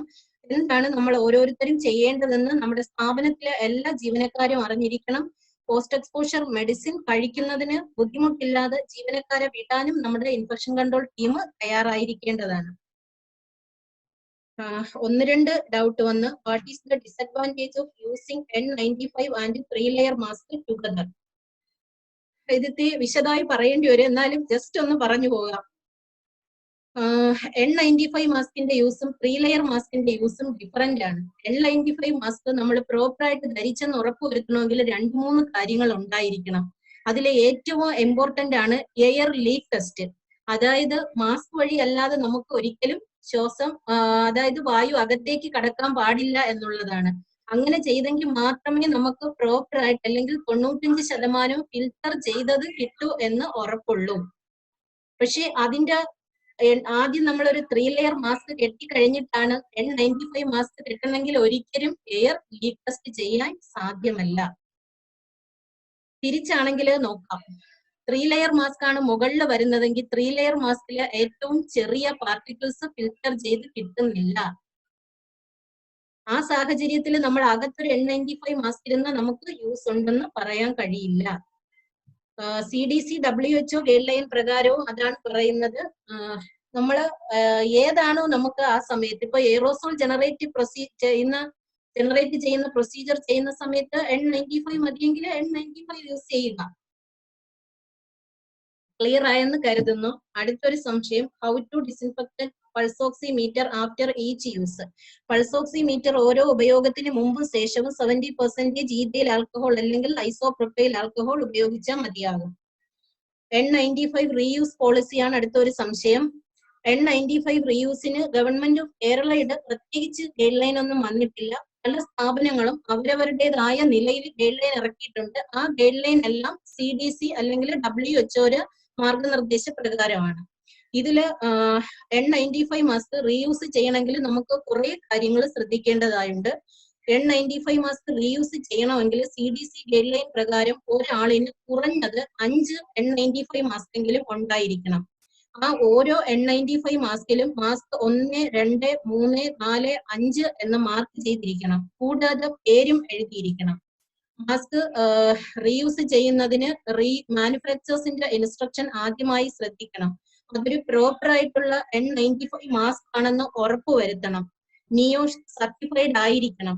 കൂടാതെ ആദ്യത്തെ ദിവസം ഉപയോഗിച്ച മാസ്ക്, അതായത് മാസ്ക് 1 ഉപയോഗിച്ചതിന് ശേഷം പുറം ഭാഗമോ അകം ഭാഗമോ ടച്ച് ചെയ്യാതെ അതിന്റെ ത്രെഡിൽ മാത്രം പിടിച്ച് ഊരി എയർ ഡ്രൈ, അതായത് സൂര്യപ്രകാശത്തിൽ ഉണങ്ങിയതിന് ശേഷം മാത്രമേ നെക്സ്റ്റ് ഉപയോഗിക്കാവുള്ളൂ. നെക്സ്റ്റ് എന്ന് പറഞ്ഞാല് കുറഞ്ഞത് 72 മണിക്കൂർ കഴിഞ്ഞിട്ട്, അതായത് 3 ദിവസം കഴിഞ്ഞിട്ടേ ആ മാസ്ക് നമുക്ക് ഉപയോഗിക്കാൻ കഴിയും. ആ സന്ദർഭത്തിൽ തന്നെ നമ്മുടെ സ്ഥാപനത്തിലാണ് നമ്മൾ മാസ്ക് സൂക്ഷിക്കുന്നതെങ്കിൽ ഒരു കാരണവശാലും ഓരോരുത്തർ ഉപയോഗിക്കുന്ന മാസ്കുകൾ തമ്മിൽ കൂടിക്കലരാൻ പാടില്ല. അടുത്ത N95 മാസ്കുകളൊന്നും ഒരു കാരണവശാലും ടൈറ്റ് ആയിട്ടുള്ള എയർ ടൈറ്റ് ആയിട്ടുള്ള കണ്ടെയ്നറുകളിൽ സൂക്ഷിക്കരുത്. പേപ്പർ ബാഗുകളിലാണ് സൂക്ഷിക്കാനായിട്ട് നിർദ്ദേശിച്ചിരിക്കുന്നത്.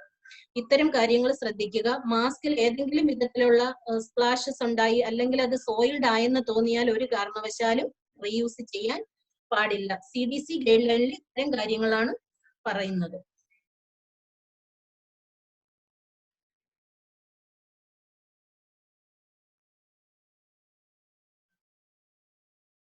അടുത്ത വേറൊരു സംശയമുണ്ട്. At what concentration hypochlorite solution used at the site of COVID-19 swab test camps?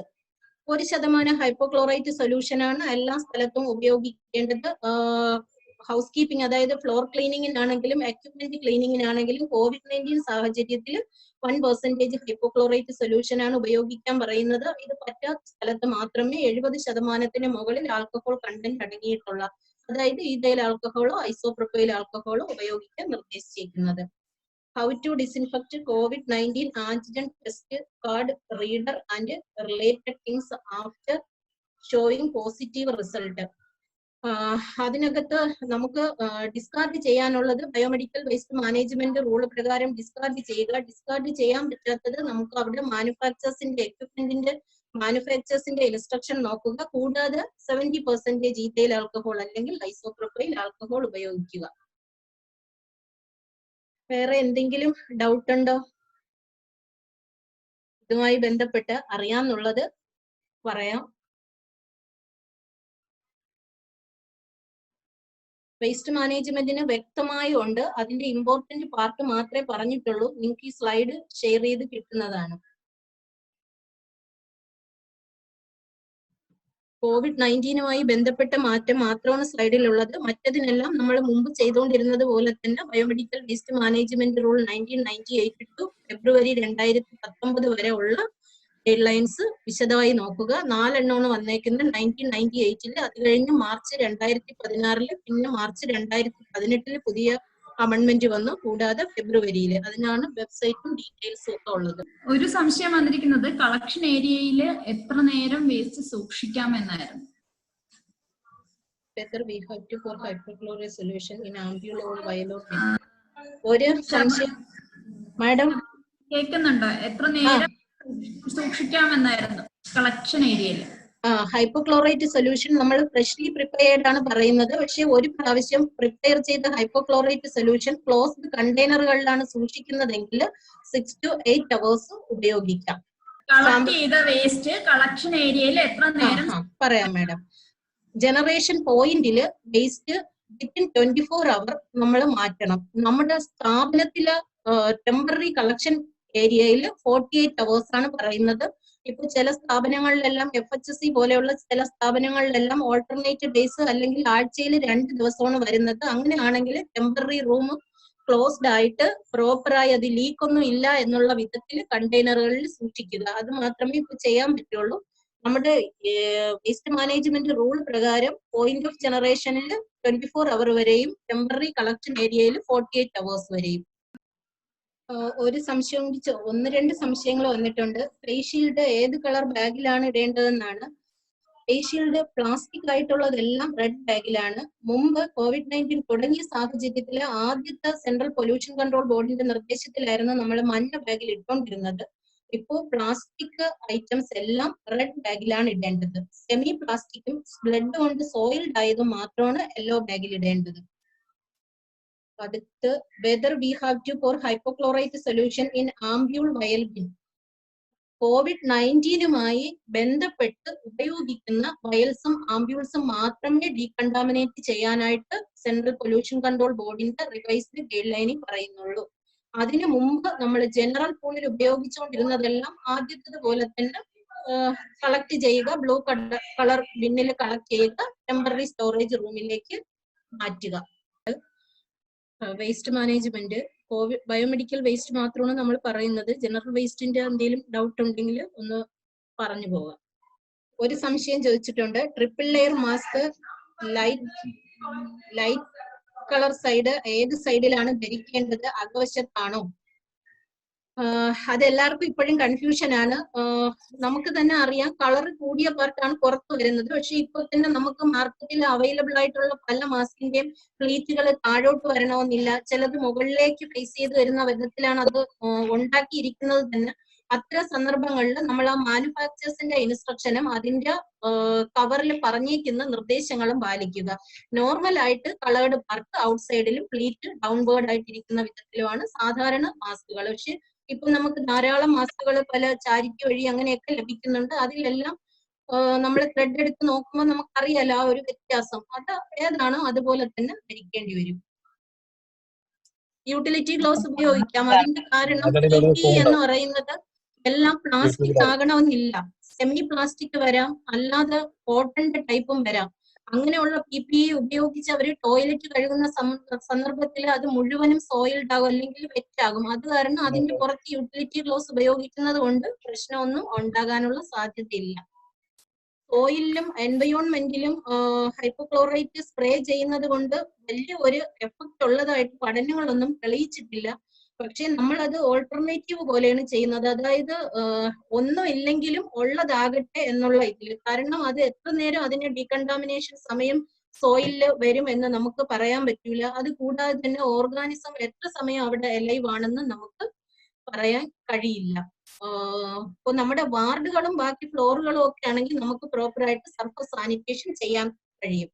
ആയതിനാലാണ് അവിടെയെല്ലാം നമ്മൾ ഇത്തരത്തില് ചെയ്യുന്നത്. CDC WHO ഗൈഡ് ലൈൻ പ്രകാരം ഇത്തരത്തിലുള്ള ഒരു ഡീകണ്ടാമിനേഷൻ പ്രോസസ്സിന് കൂടുതലായിട്ട് അവർ പ്രൊമോട്ട് ചെയ്യുന്നില്ല. ഒരു സംശയം വന്നിട്ടുണ്ട്, ഹൈടച്ച് ഏരിയ ക്ലീനിങ് ഇൻ FHSC ആണെങ്കിലും ജനറൽ വാർഡ് ആണെങ്കിലും ഹൈടച്ച് ഏരിയ ഈ COVID-19 സാഹചര്യത്തിൽ 4 hours ഒരിക്കൽ തന്നെ ക്ലീൻ ചെയ്യണം. ICU ഐസൊലേഷൻ വാർഡിൽ 2 മണിക്കൂർ ഇടവിട്ടു. കാരണം നമുക്ക് ഇപ്പൊ തന്നെ അറിയാം ധാരാളം എസിംറ്റമാറ്റിക് കേസുകളുണ്ട്. അത് കൂടാതെ തന്നെ നമ്മുടെ FHSCകളിൽ തന്നെ ധാരാളം കേസുകൾ പോസിറ്റീവ് ആയിട്ടുള്ള പേഷ്യൻസ് വരുന്നുണ്ട്. അപ്പോൾ നിർബന്ധമായിട്ട് ഹൈടച്ച് ഏരിയ എല്ലാം 4 മണിക്കൂർ ഇടവിട്ട് തന്നെ വൃത്തിയാക്കേണ്ടതുണ്ട്.